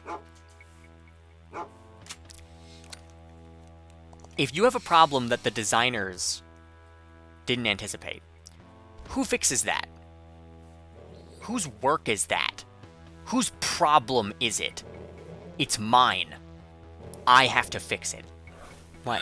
Damien and Cheryl, I need to tell you my thoughts on Murder Drones episode 1. Oh, okay. It's stupid. Intermission. It's like dumb, but I like it. It's cool. You like it because it's about robots. And it's like gory, and they like drink their blood, but it's like oil. I don't even know how well this is gonna pick up.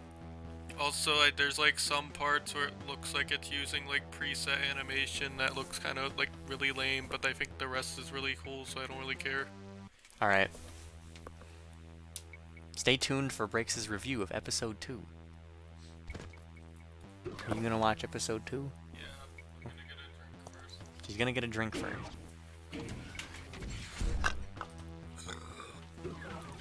But okay, yeah. It's my problem. The designers fucked it up, and now it's my problem. It's my fun, it's my time, it's my fucking investment in my story that is fucked up. Alright? You have made it my fucking problem. And I'm not talking about matters of taste. I'm talking about matters of representation. I cannot, with your system, with your fuck up, with your stupid bullshit that you made, that you presented to me as a narrative device, worthy of investing my own energy, my own thought, my own memories into. You have presented to me something that cannot do what it was designed to do, which is represent the story that I am telling.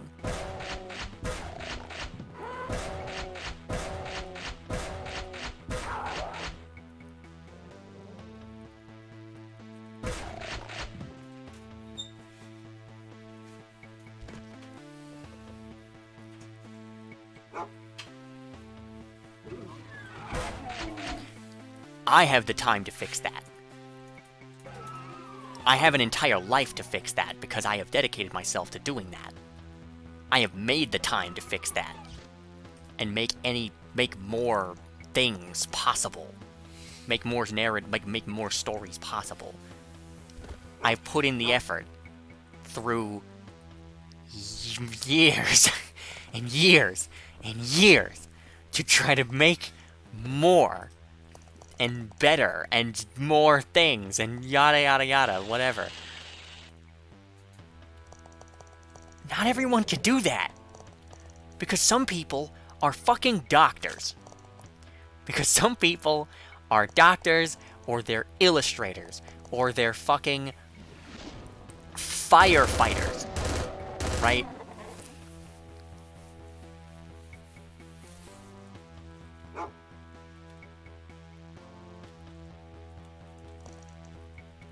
Some people who like to tell stories also like to save lives, or they like to build fucking bridges. They're like a, you could be like an architect or something. Does that guy have the time? Does that guy care to fix this? No. No, he doesn't care. And I don't know about you. I don't know about you, Cheryl, the only person watching this. I don't know how much you care about storytelling, or particularly about interactive storytelling, particularly about the theater of Dungeons & Dragons. But I think it's critically important. I think in general, our culture overall, Damien needs to Google where the secrets are. Who's messaging me? Okay, it's just older stuff. I think generally speaking, our culture is waking up to how important this is and how powerful it is. To have in your hands an easy method of telling your own story and inserting your own self into a story, representing your interests in a narrative, is a means of exploring your interests. Dungeons & Dragons, and tabletop in general, is a means of self-discovery. It is a vital means of self-discovery, and has been in my life. And when it cannot represent something that is an attack, I don't know if it's an attack, but it's certainly a threat. It's certainly a problem. It's certainly an issue. But it's a threat to the complexity of my life. And more than that, when you're able to represent reality... I didn't read any of the secrets. Upon entering the elevator shaft in the first building, open the wall to the south before the lift rises. Okay. I think I know where that is.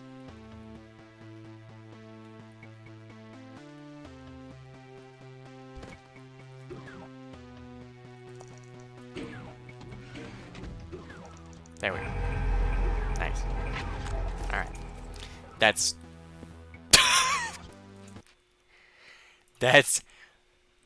every secret. Okay. Cool. Why did they do that? That was every single...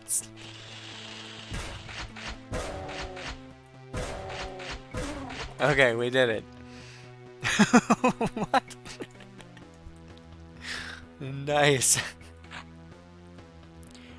But yeah, okay, when the system can't represent what I'm trying to do, when the story is limited by a system, because that is the contract that you sign when you play a tabletop game instead of just doing freeform roleplay, your story is limited by the system. The power of the characters is limited by the system.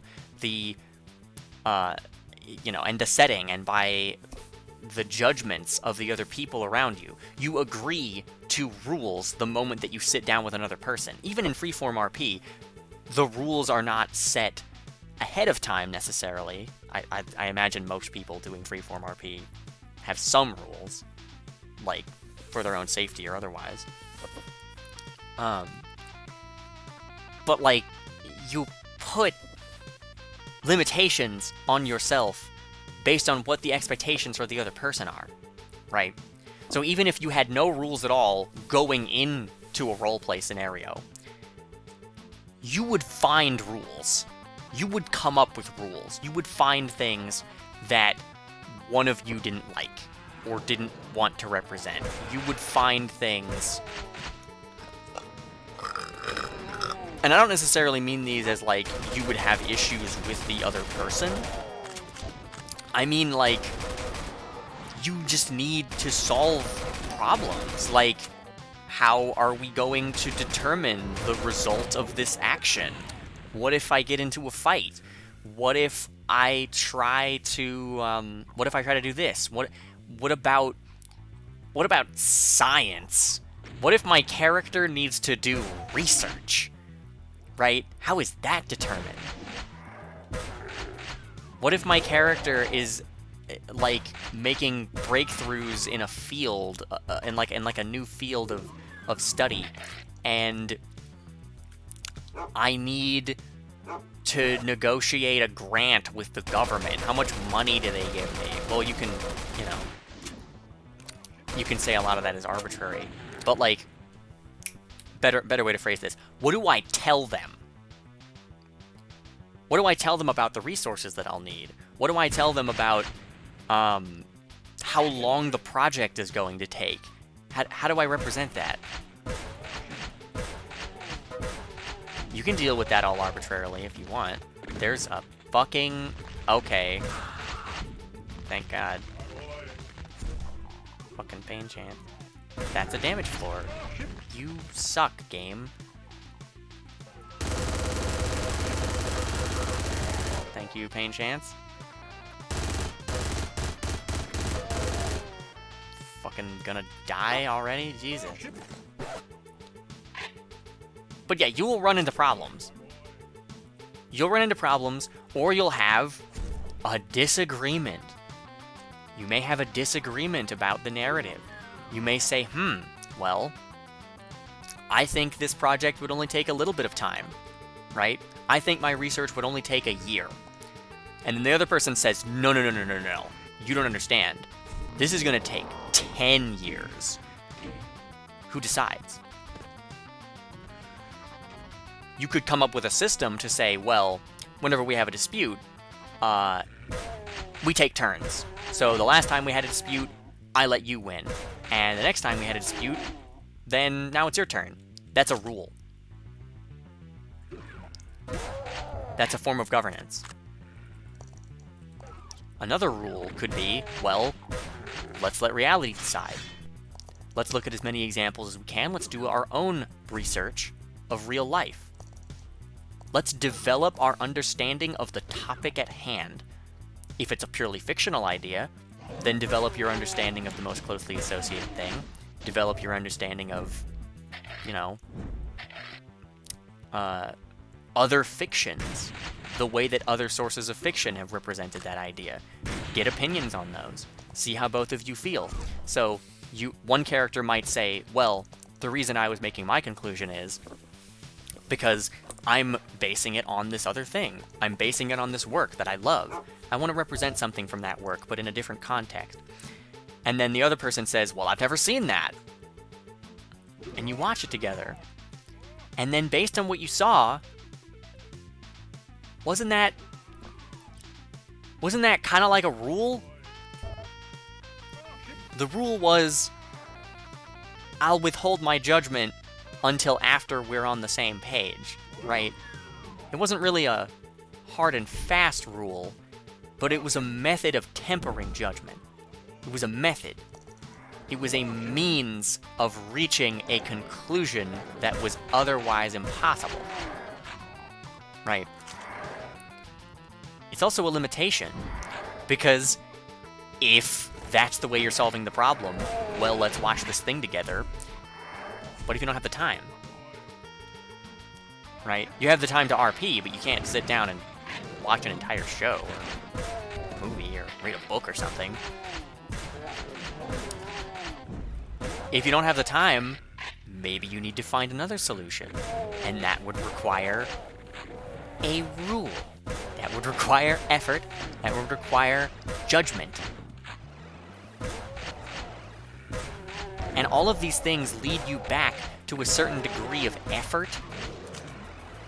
They lead you back to a certain degree of interaction and investment in the real world that we inhabit. They lead you back to learning.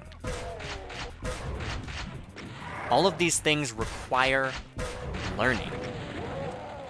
Even if the type of learning that I'm talking about turns out to be learning about yourself, learning about your own opinions, learning about new situations that you hadn't foreseen. You didn't expect to have this disagreement. Now you need to come up with a solution. Coming up with a solution requires coming to new conclusions, which might require either literally learning new things by researching them, or just thinking about it. You know, contemplation is a form of learning.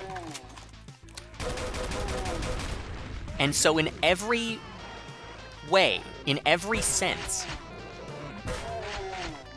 role-playing games are a form of education. In every possible context that you can envision them, role-playing is a form of education. Education is hard. Not everyone has the time. Not everyone has the resources. Not everyone has consistent access to the internet. Let alone the means to sit down and say, alright, well, I'd really like to base my setting off of Gothic horror. I'd really love to base my setting off of Gothic horror. The problem is, while I love the aesthetic, I'm not familiar with a lot of the source material. I'm afraid of falling into key tropes of the genre, or having a underdeveloped understanding. Let me educate myself by watching a bunch of Gothic horror. I feel like people take for granted the amount of time and effort that it takes to seriously, critically engage with an entire, like, genre of thing, or an entire, like, nation's history. I want my story to take place in France. Fuck you. Now you have to fucking read so many things about France and about like history of Europe and like Napoleon and shit and like the history of far-right movement. I have had the Wikipedia page open for the history of far-right movements in France for like weeks, for like over a month. Okay? And you know, you don't need to do it in the sense that it's, you know, a matter of life or death. But if you say, my story takes place in France, that's a rule. That's a limitation. My story takes place in France as opposed to Spain, or to Lithuania, or to Kazakhstan, or to, you know, Tonga. Like, I don't know if Tonga is a place. I know it's a people. Whatever. I've never actually heard the name of the place that Tonga people come from. Anyway. Anyway, or Somalia, you know, whatever. My story takes place in France, not necessarily alone. Maybe we adventure to other places, but like this part of my story at least takes place in France. That's a limitation. That means that when you write things, they're happening in a particular context. And if you don't know that context, then why did you make that decision? Right? You don't really have a reason to do that. You don't have a reason to make that decision. You don't have a reason to roleplay French people or French locations or French history in a particular way. You don't have a reason to roleplay. You don't have a reason to tell a story. You don't have a reason to make your decisions about anything. Right? And you either need to seriously contemplate what France means in the context of your story, because you could be telling a story about France in the far future, right? Maybe it's a post-apocalypse. It takes place in France geographically, but the people living there have nothing to do with the ancient Franks or, you know, whatever, the people who settled France or the history of Europe. It's the same place on the globe, but it doesn't have anything to do with that. That's a decision. That's a limitation. That's another rule that you just made. There is a way that I'm going to tie this back to 2nd edition D&D, I promise you. Oh, I'm playing Doom. Whoa, Lamau. Fucking... Jesus.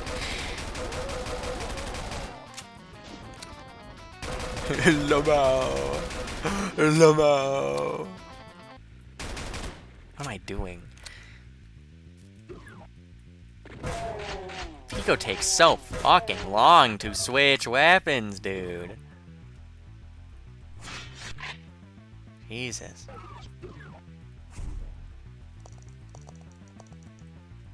Okay.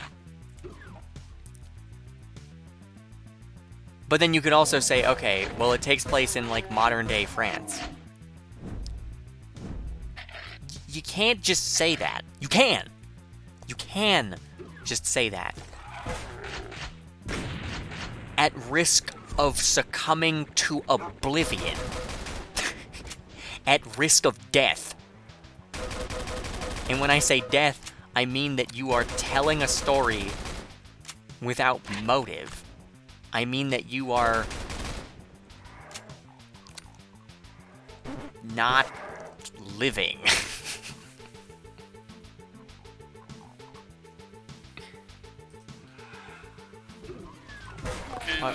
Okay, Murder Drones episode 2.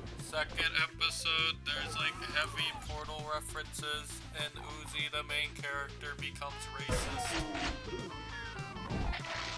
Is that a review or a summary? Summary, the review is it's getting better. Okay.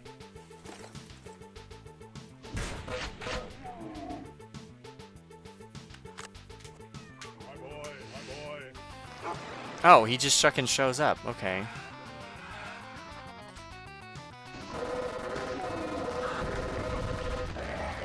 Okay, I'll just kill him instantly. Whatever.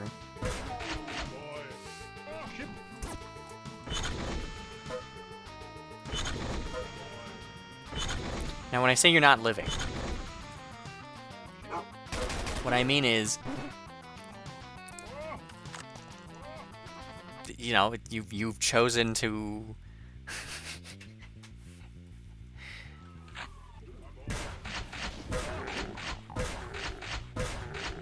you've chosen nothing. You have not made a decision. In fact, I don't know what that even be like. Like totally unmotivated. That's like the kind of nonsense where you get into like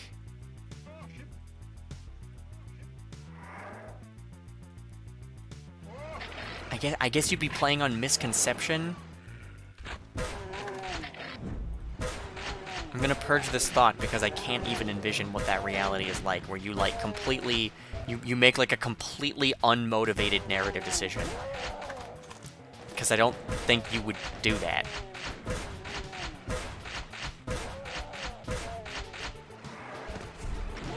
I don't think that would even happen. I don't know if that's even possible. Oh my god.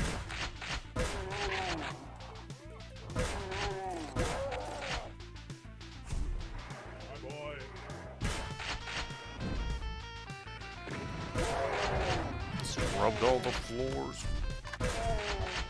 That's the king. Oh!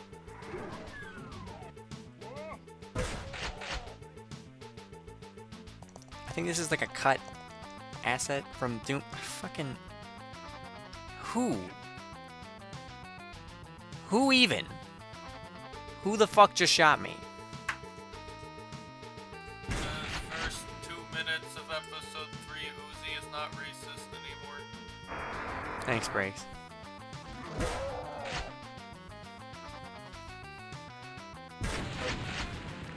Ow.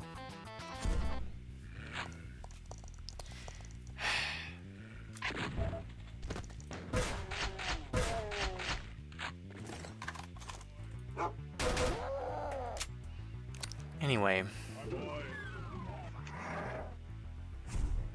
The point of all this is to say that when there's a flaw When there's something that is unaccounted for in roleplay, that is a problem. It is inarguably a problem.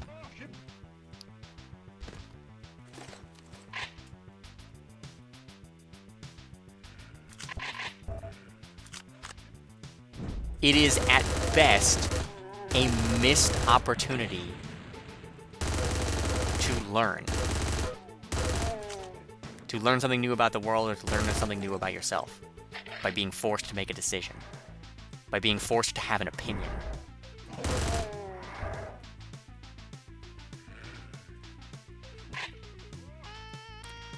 And so flaws like these, flaws like, you know, when there's 800,000 bees attacking you, what is your character doing? Fucking nothing. When your character is unconscious and dodging fireballs, what are they doing? Fucking nothing. There's nothing. It doesn't make any sense. It doesn't make any goddamn sense. Flaws like that are a big deal. They are important. This is a not fake, meaningless thing because my means of introspection is now flawed.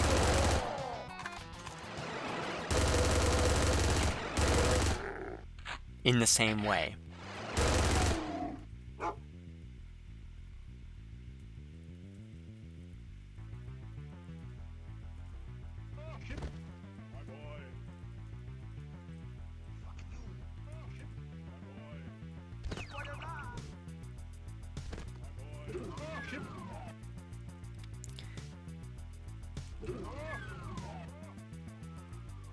So, to bring us back down to Earth,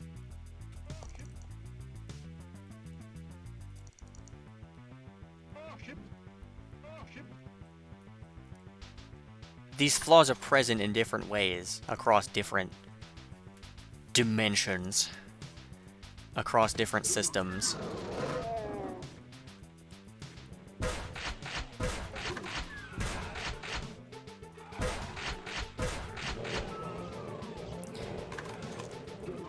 But there's kind of something I want to highlight about this.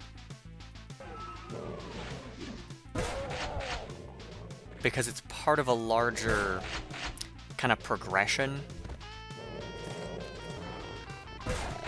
A larger change in philosophy.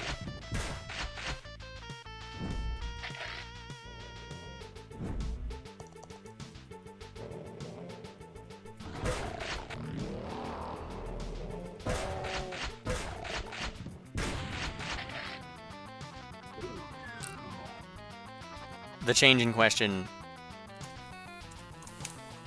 is something done on the part of the designers, specifically. So, where does this go? Where the fuck am I at? So, when designing Dungeons and Dragons, initially, Gary Gygax was like a war gamer, right? He played old war game systems that were meant to represent historical battles. Other stuff like that. Okay, this is the exit. I don't have any secrets. I don't have an auto map.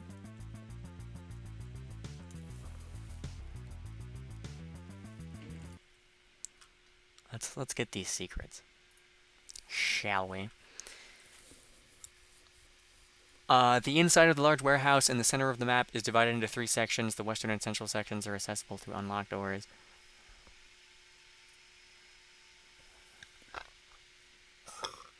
A wall with a yellow-black caution stripe.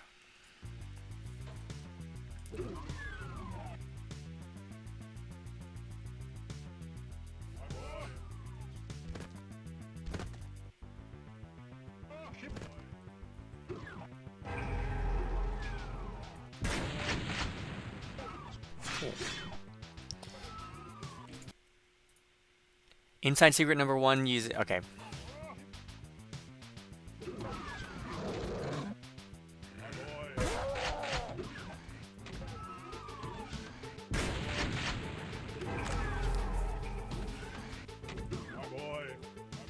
Cool.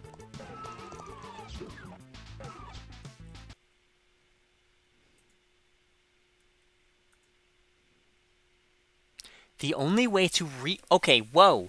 The only way to get that Megasphere without cheating is to use the Archvile's attack to throw yourself up there.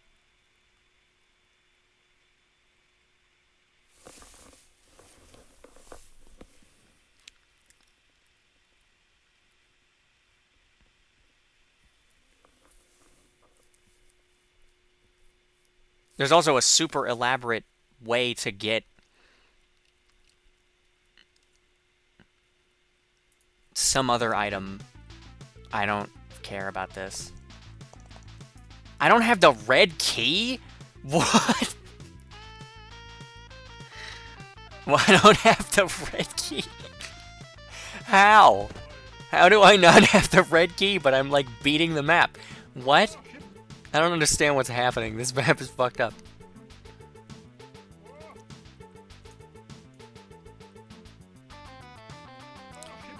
So when they were initially designing D&D, it was just a way to do this one thing. It was a way to represent Castle Greyhawk. The first dungeon ever. You hear the grinding of heavy machinery ahead. You sure hope they're not stamping out new hellspawn, but you're ready to ream out a whole herd if you have to. You might be planning a blood feast, but you feel about as mean as 2,000 maniacs packed into one mad killer. You don't plan to go down easy. Cheryl will like that.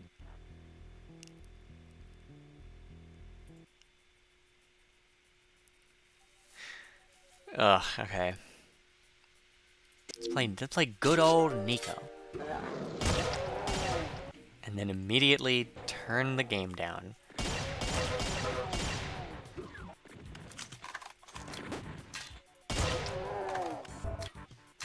We're in space!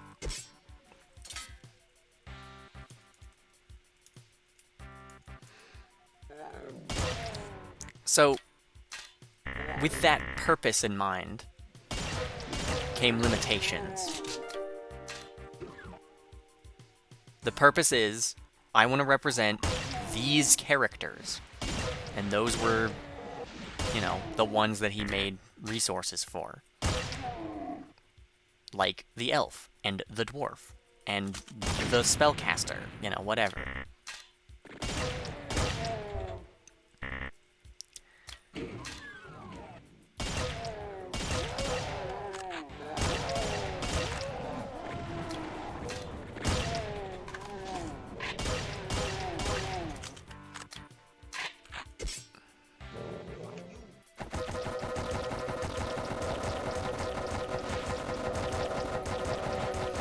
I want to represent these entities. I want to represent these traps. You know, all the things that were there, that were present in Castle Greyhawk.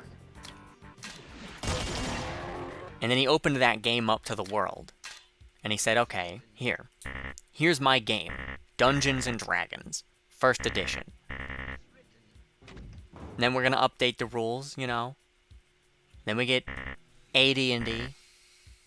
We get a little more.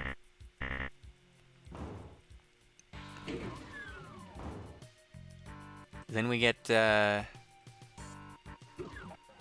then we get second edition. And second edition's objective is to expand that. Is to make more characters with more variety, more races, more playable things, more diversity.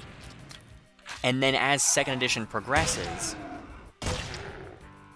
and releases more content and becomes known to more people, well, when it becomes known to more people, then more people want to make more different types of characters, right?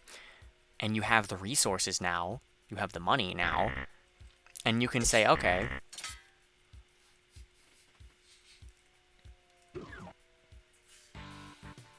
So let's just do this. The episode's not done yet, but I wanted to comment justice. Okay.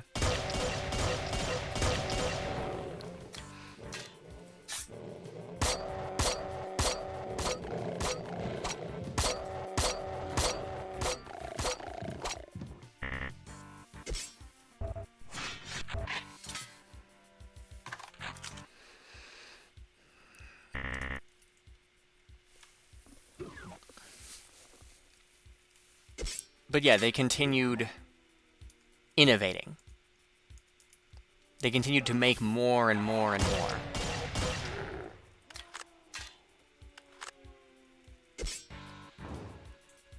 And eventually,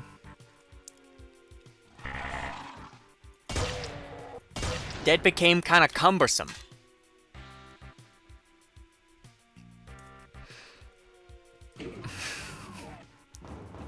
Became kind of hard. Because there was so much to do.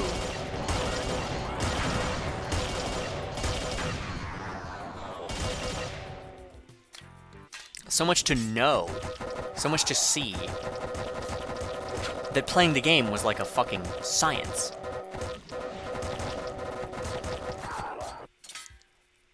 And when you say, I want to play some 2nd edition D&D, you're not just saying one thing. You're saying anything, any number of a whole bunch of different interrelated things. You're saying, oh, well, 2nd edition D&D, do you mean Planescape? Do you mean Mystara? Do you have the, is this gonna be a line def? No. Fuck. God damn it.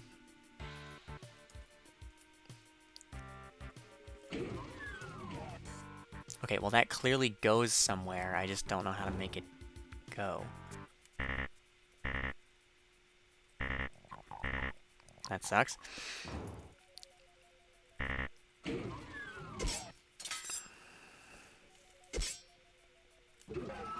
Oh, I have the blue key.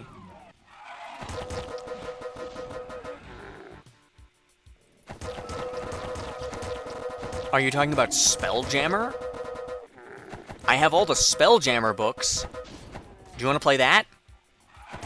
Oh no, I actually wanted to play just normal Forgotten Realms. I'm trying to get some new people into it, and yeah, Spelljammer is probably a little too much for them. And then the other person is like, oh, well, those are the only books I got. And then you're like, oh. Well, fuck. Well, what else do you have? Well, I have the player's handbook. And you have what? You have like 2 Forgotten Realms adventures that you got from like a magazine? Okay. How do we make this work? Well, we have to do a whole bunch of work. We have to do a whole bunch of fucking work. Or we have to teach these people about Spelljammer shit. Which is not easy to do.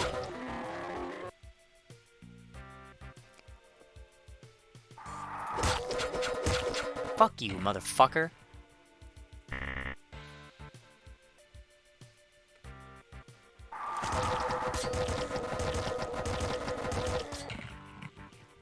You might be able to sit down and have someone hear you say all the words that are contained, or all the words that are used to contain the concepts of something like Spelljammer or Planescape. But to get another human to genuinely appreciate, to genuinely feel what all of those things mean, to the point where they, independently of you, can use that concept creatively, can interact with that concept creatively, can engage in that world creatively. That takes time. My time.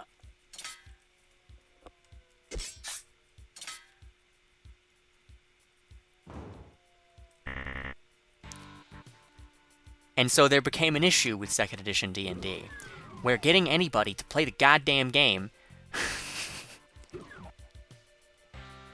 was something of a hassle. And I wasn't there for this.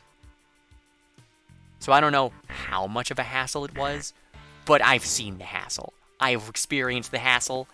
I experience the hassle every single time I try to play games with my own group, because we do not limit ourselves as lesser men would, as lesser beings, lesser corporeal entities limited by food and drink and entropy would limit themselves by saying, well, let's do something that we have the time for.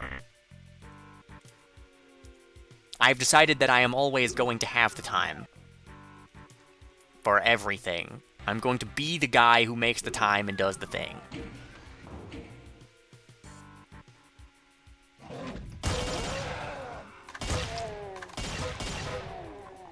So that's not an issue for me. But it is an issue for, like, most people. What, Briggs? Shit. Do you care to elaborate? You want me to spoil it for everyone watching the Well, why would you lean over and then say shit's happening and then not explain? I mean, do you want me to? No, I don't. I want you to not do that.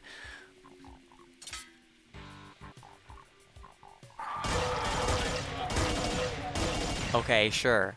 What episode is it? 3. Okay, anyone who's seen Murder Drones episode 3, this is Breaks' thoughts. It's cool. It's cool. Okay.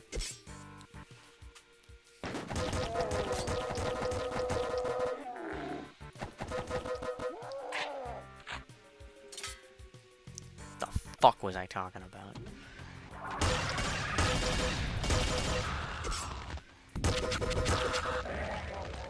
Yeah, die, bitch.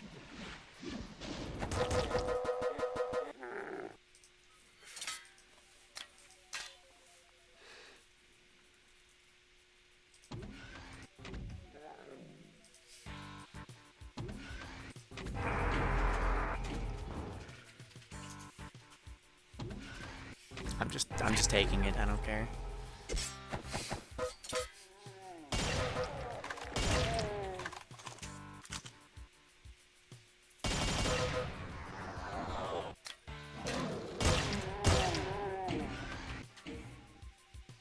Is there gonna be an enemy here? No.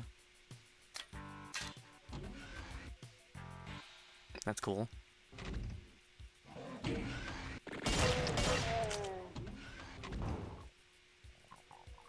I don't know where the fuck I'm at. Oh, I'm here. I'm in the tubes.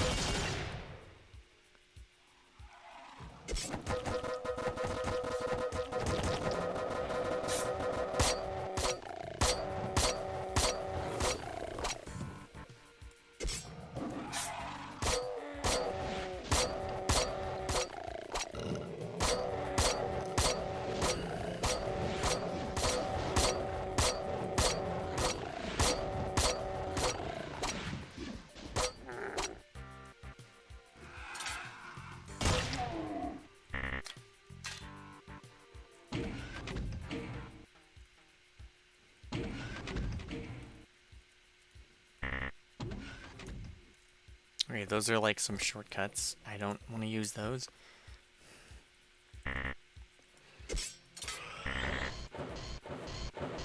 Sorry, what?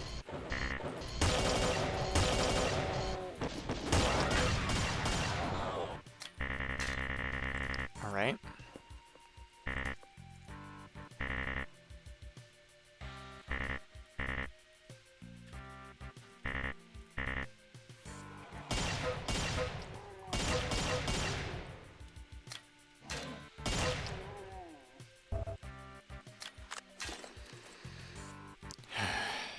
Let's take a break in this room. Let's look up at the skies. So,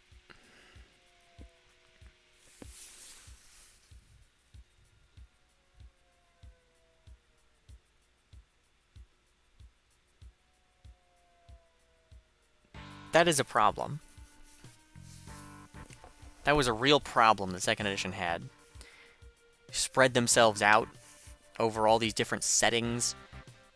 Kept making up new fucking rules so that every time you want to teach somebody the game, every time you want somebody to experience this amazing thing that you love, it's that much harder to do. Or there's things you have to withhold from them, and it's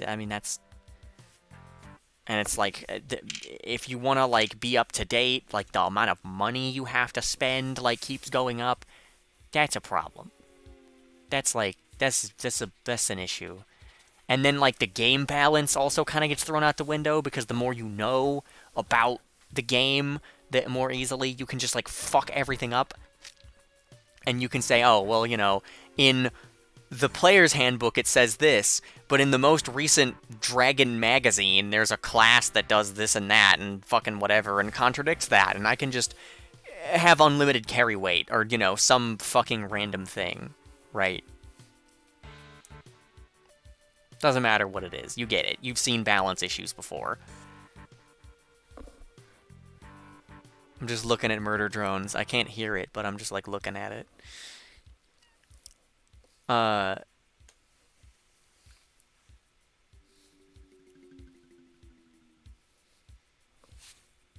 Yeah. So then they come out with a new edition. And the new edition, it makes all of the same mistakes. It does all the same things. It has a completely different system. Not completely different, but a mostly different system. And a different attitude toward a lot of things. But it makes all the same mistakes. And this is where this comes back to motherfucking saving throws. Because the spirit of 2nd edition was coming from a humble beginning, I feel like, where you have all these different things that you've accounted for. And then as the world gets bigger, as the scope of your game gets bigger, you have to account for so much more than that you never even imagined at the beginning. And then you have to make rules for how fucking different characters and spells interact with planar anomalies and, like, fucking whatever. Right? Nonsense ensues. Right?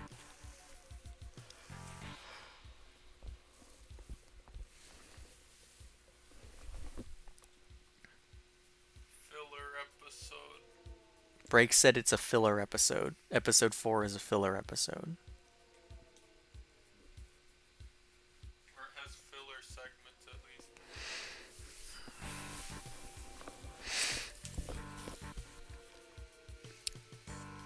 D&D 3.5 tried to head that off at the pass, or 3rd edition in general, by saying, okay, make everything generic.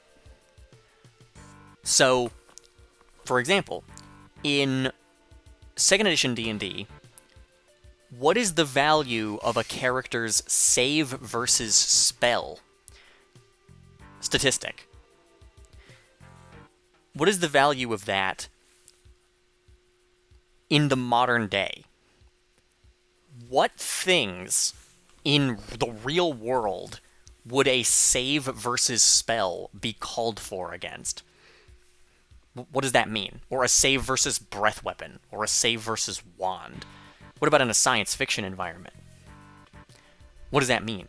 What classes exist in a science fiction environment? What classes exist in the real world? How do those things work? How do they interact with these other things?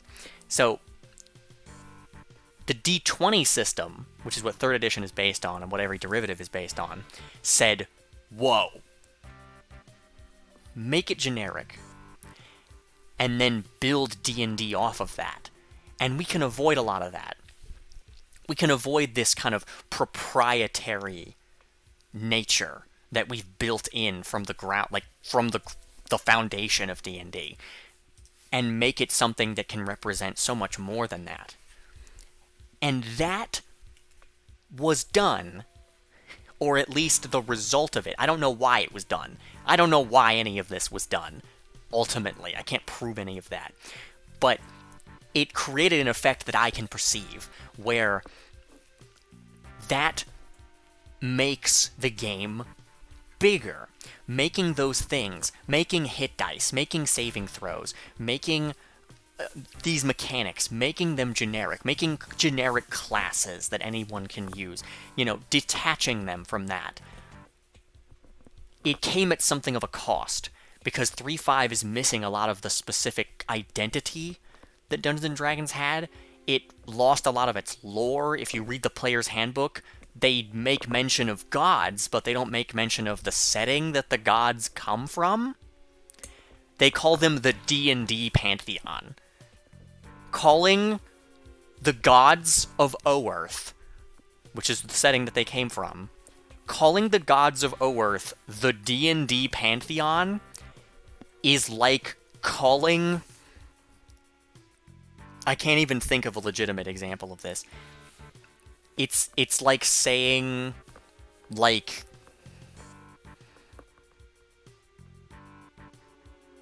It's like calling someone Oriental.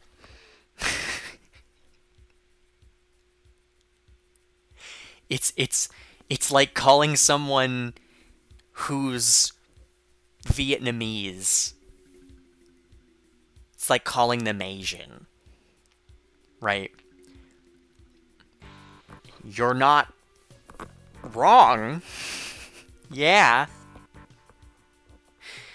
But, you seem to have deliberately erased the place that they actually came from. Yeah, they came from D&D. Yeah, that Vietnamese guy comes from Asia. But he's not Asian. Asian is not an ethnicity. Asian is not a nationality. Asian is not an actual identity. It's a group of identities. It's a type of identity. It's a type of thing. It's a thing that many, many different peoples and histories and lives fall under. And thus it is only useful for conversation. It's not useful for representation. Right? If you want to engage with the actual identity and history of a Vietnamese person, you don't call them Asian. You call them Vietnamese. Or whatever it is that their ethnicity is, right? If you want to actually engage with the history of Dungeons & Dragons, which is just as important as the history of Vietnam, then you need to call it what it fucking is. But that's besides the point. That's a... I'll get to that later.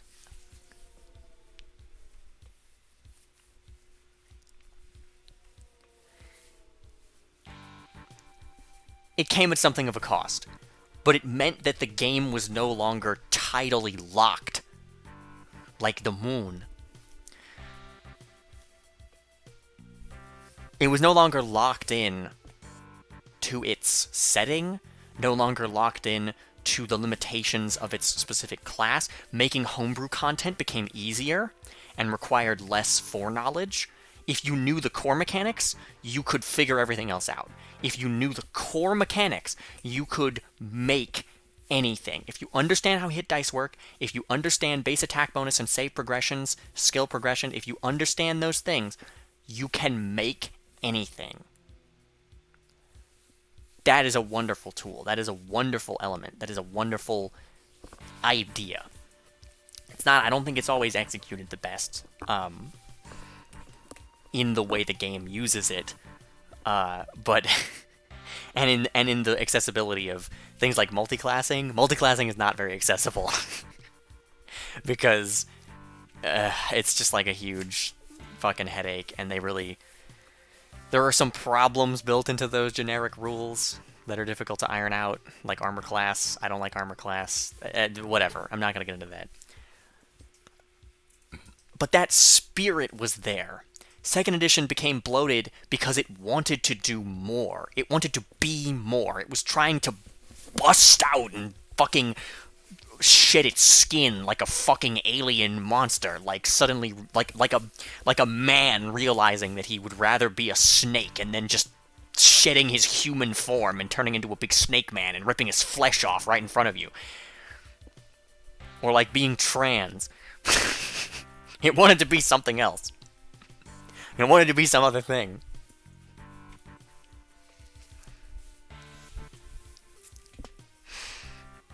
And then, yeah, third edition kind of had that. It was like that. It supports that. It is built on that premise where you can take these ideas and you can shift them to anything. And they used that. There's D20 Modern. There's like fucking 100 different like D20 games that all use the exact same or nearly the exact same mechanics as Dungeons & Dragons 3rd edition and 3.5, but in a totally different setting for totally different things. Like there's World of Warcraft D&D, there's all kinds of shit. There's like Star Wars D20, I think. There's all kinds of shit. People tried to make all of these things.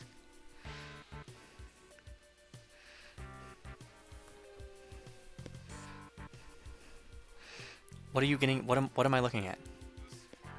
Okay, what? Yeah, it's funny. Yeah. Wait. What? If you aren't Cheryl and you're watching this, say hi to Cheryl in the comments if you've got this far. I don't know how long this is.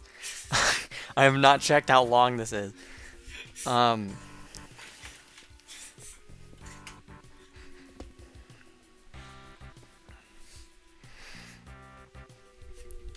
I'll beat the level in a minute. You don't have to do that, but please do it. It would be nice. Like, I don't want to be the tuber and force you to do that.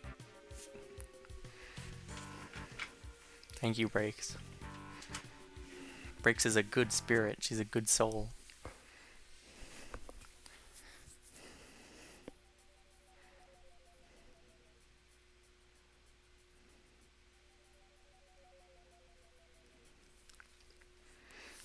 Anyway, what the fuck was I saying? Hold on, let me recuperate. Yeah, okay. It was all done in the spirit of expansion, and there's evidence of that. There's evidence of the success of that. I really wouldn't consider a lot of those attempts very exciting. I don't use them or like them all that much, but they're there. The premise is there, the principle is there, the spirit, the ideal, the soul exists, and I have inherited it.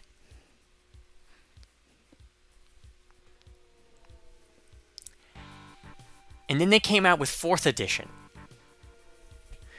which decided, it was the moment that it was decided that the problem was not the inconsistency of material. It wasn't the crunch that we're putting our authors under, where you have to come out with a full fucking 300-page book with 3 different distinct new magic types that are just as complicated and well developed as fucking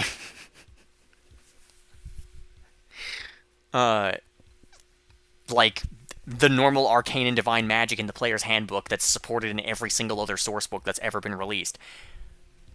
You know, do it in a month. Here's 5 authors that you don't know. You know, create some kind of workflow and figure this shit out. They were doing that shit for 3.5. And they said, that's not the problem. That wasn't the issue. That wasn't the reason why the game became overcomplicated and nonsensical and contradictory and bullshit. It wasn't the fact that we made a 3rd edition and then pulled back and made a 3.5 and then made all the 3.0 and 3.5 material cross-compatible without fucking doing... It just didn't... It's a huge fucking mess. That wasn't the problem, though. The problem is that the game needs to be simpler. The problem is that the game needs to be more generic. The problem is that the game needs to be more like a video game because kids play tabletop games. And kids love killing monsters. Kids like fighting baddies. The problem is that the game isn't enough like Banner Saga. I don't know anything about Banner Saga. I just threw out a random like grid-based like tactical RPG. It needs okay, better example, the game needs to be more like XCOM. 4th edition D&D is like XCOM. Where like everybody has really specific abilities and it's all like really tactical and sometimes things only last like one fucking round or whatever. Every ability you get is related to combat. Like almost all of the time. It's really lame. Also, goddamn, Murder Drones is like so clearly made by like a DeviantArt kid.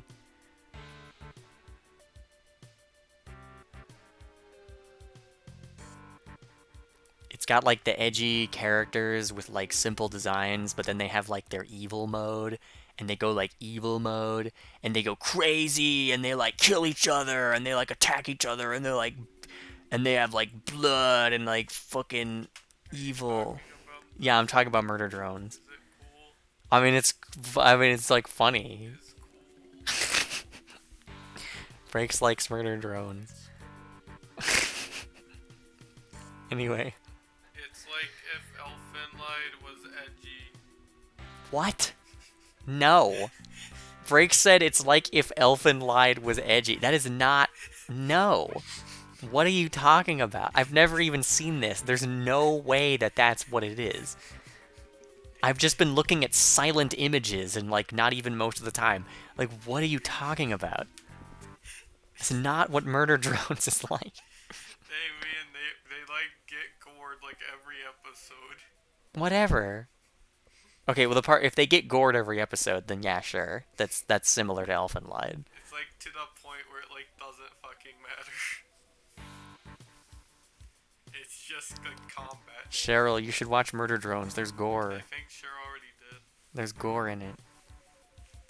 Cheryl loves gore, everybody. Anyway, Good let's play. this is a very good Let's Play.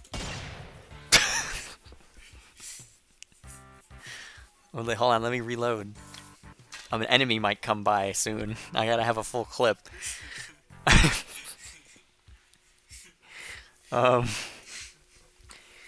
Yeah. 4th edition decided that the game needed to be simpler. That was the problem. The game is too complicated. So let's make the game simpler. Let's make the game appeal to a wider audience of children and babies and people who've never played D&D before. Let's also destroy the entire cosmology and like throw away a dozen meta plot points from the older editions and just ignore all that shit. And let's also like rewrite a bunch of lore just arbitrarily. Just you know, just erase it. Let's just erase a ton of shit.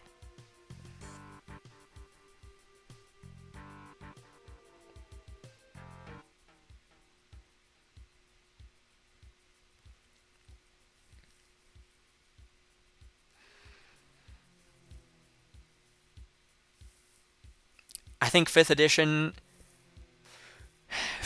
pulled back only in the sense that they went back to... I'm distracted by Murder Drones. I'm looking away. They went back to older versions of the system, so they rescinded some of the changes they made to make it more like video gamey, but they kept the same philosophy, where keep the game simple, keep it easy to use, keep it bare bones and generic as fuck, and also keep all the shitty ass, fucking dog shit, dumb bullshit, stupid idiot lore that ruins everything and kills all the gods and ruins all the shit and says, oh, there's only one god in the goblinoid pantheon because Maglubiet fucking killed them all. How is that interesting? I learned that, like, the other day, by the way. They just said, oh, you know, Maglubiet, like, killed all the other goblin gods because he was mad. How is that fun? How is Velsharoon, the fucking Lord of Liches and Necromancers, dying randomly for no goddamn reason whatsoever? How is that cool? What intrigue is there for that? There's the one that I make. If I'm forced to exist in your shitty universe, the intrigue is the intrigue that I created. Not you, me. It's on my fucking time that becomes valuable. You did not give me something valuable. You destroyed something and begged me to justify why you did it. Fuck you. What? They're vampires. They're vampires? Yeah, like they literally take damage in the sun. Okay. Apparently the murder drones are vampires.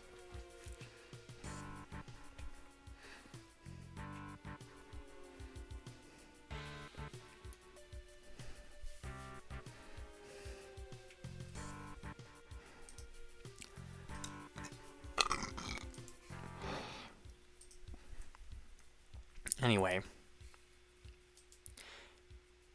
4th edition and 5th edition, just like the older editions, continue to expand. They continue to grow. 5th edition grows endlessly, but it doesn't grow the same way. It doesn't grow for the same reasons. It grows to keep you engaged. It grows with brand deals with fucking nerds. Like the Nerds Candy Adventure. Right. Very few actual rules updates, as far as I know.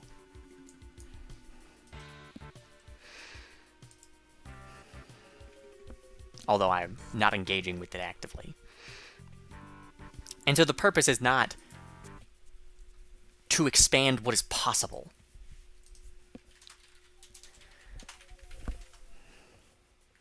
The purpose is to expand who is reached. And how much there is for that person to consume from your hands. From the hands of Hasbro. Now, you should already know by now what my stance is on the argument that tabletop games are based on imagination. And because it's based on imagination, shouldn't anything be possible? I already covered that. I already covered that earlier. Anything is possible for the ones who make it possible. And if you don't make it possible, I have to do it. Not everyone can.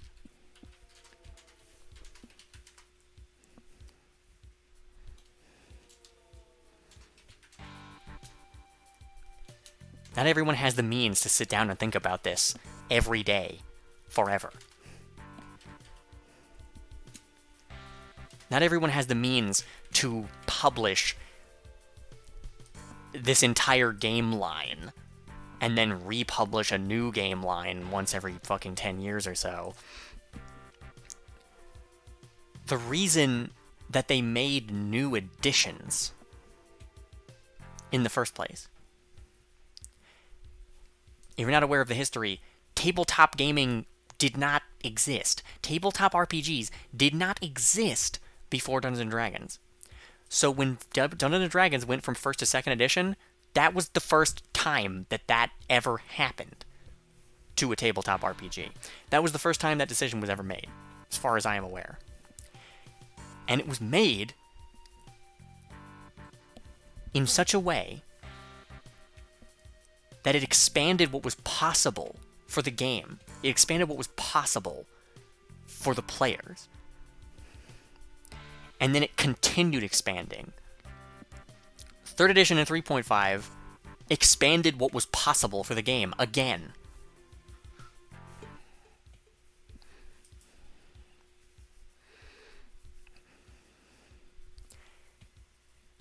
But they also decided that they were willing to do that. They were willing to make the game that way at the price of some of its identity, at some of its original identity, and some of its original core Dungeons and Dragons lore identity. And then they decided they were willing to sacrifice that identity for less. They were willing to sacrifice it for money.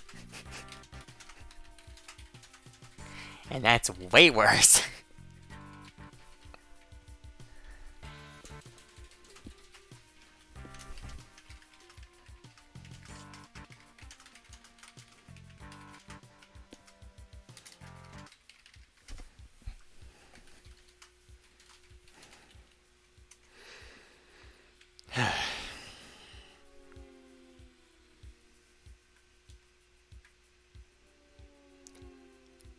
When the decision was made to move from 3rd edition to 4th, or from 4th to 5th, and when the decision is made to move from 5th to 6th, I doubt the reason will be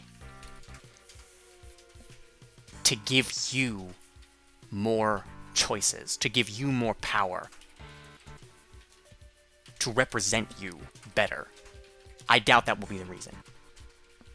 Because every time a new edition comes out, they get to sell you a core rulebook, a Dungeon Master's Guide, a monster manual, and all these enhancements, all these source books, all over again. The Volo's Guide to Monsters that you bought a year ago, or 2 years ago, or however long ago, will be outdated when 6th edition comes out. You'll have to buy a new one. Now you could just keep playing 5th edition, right? But somebody's gonna buy fucking 6th edition because fucking whatever. Like, they get to sell you all the same shit again. But they won't have racial stats because that's racist, and there won't be. I'm not even talking about the racial stats thing, Breaks. There will not be alignments. I'm not even talking about alignments. I'm not even gonna try to fit that all in one Doom Let's Play. Let's finish this level, shall we? They're gonna kill orcs. They're gonna kill orcs? What do you mean? Racist for existing because they're too human-like. I need to get out of this room. I need to get out of this room. I gotta get out of here.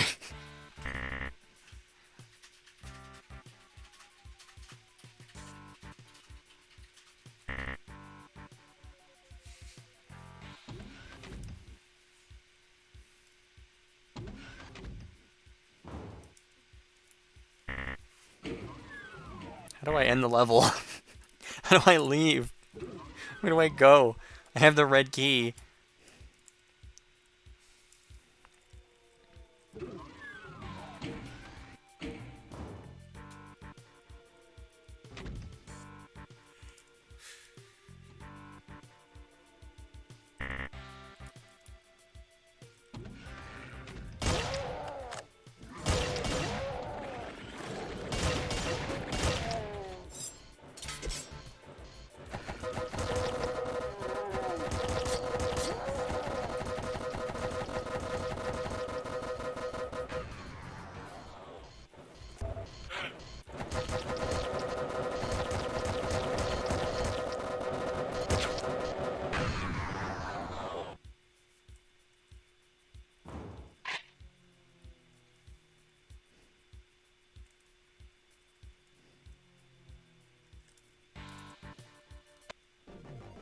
I did it. Alright, this is... this is done. Bye.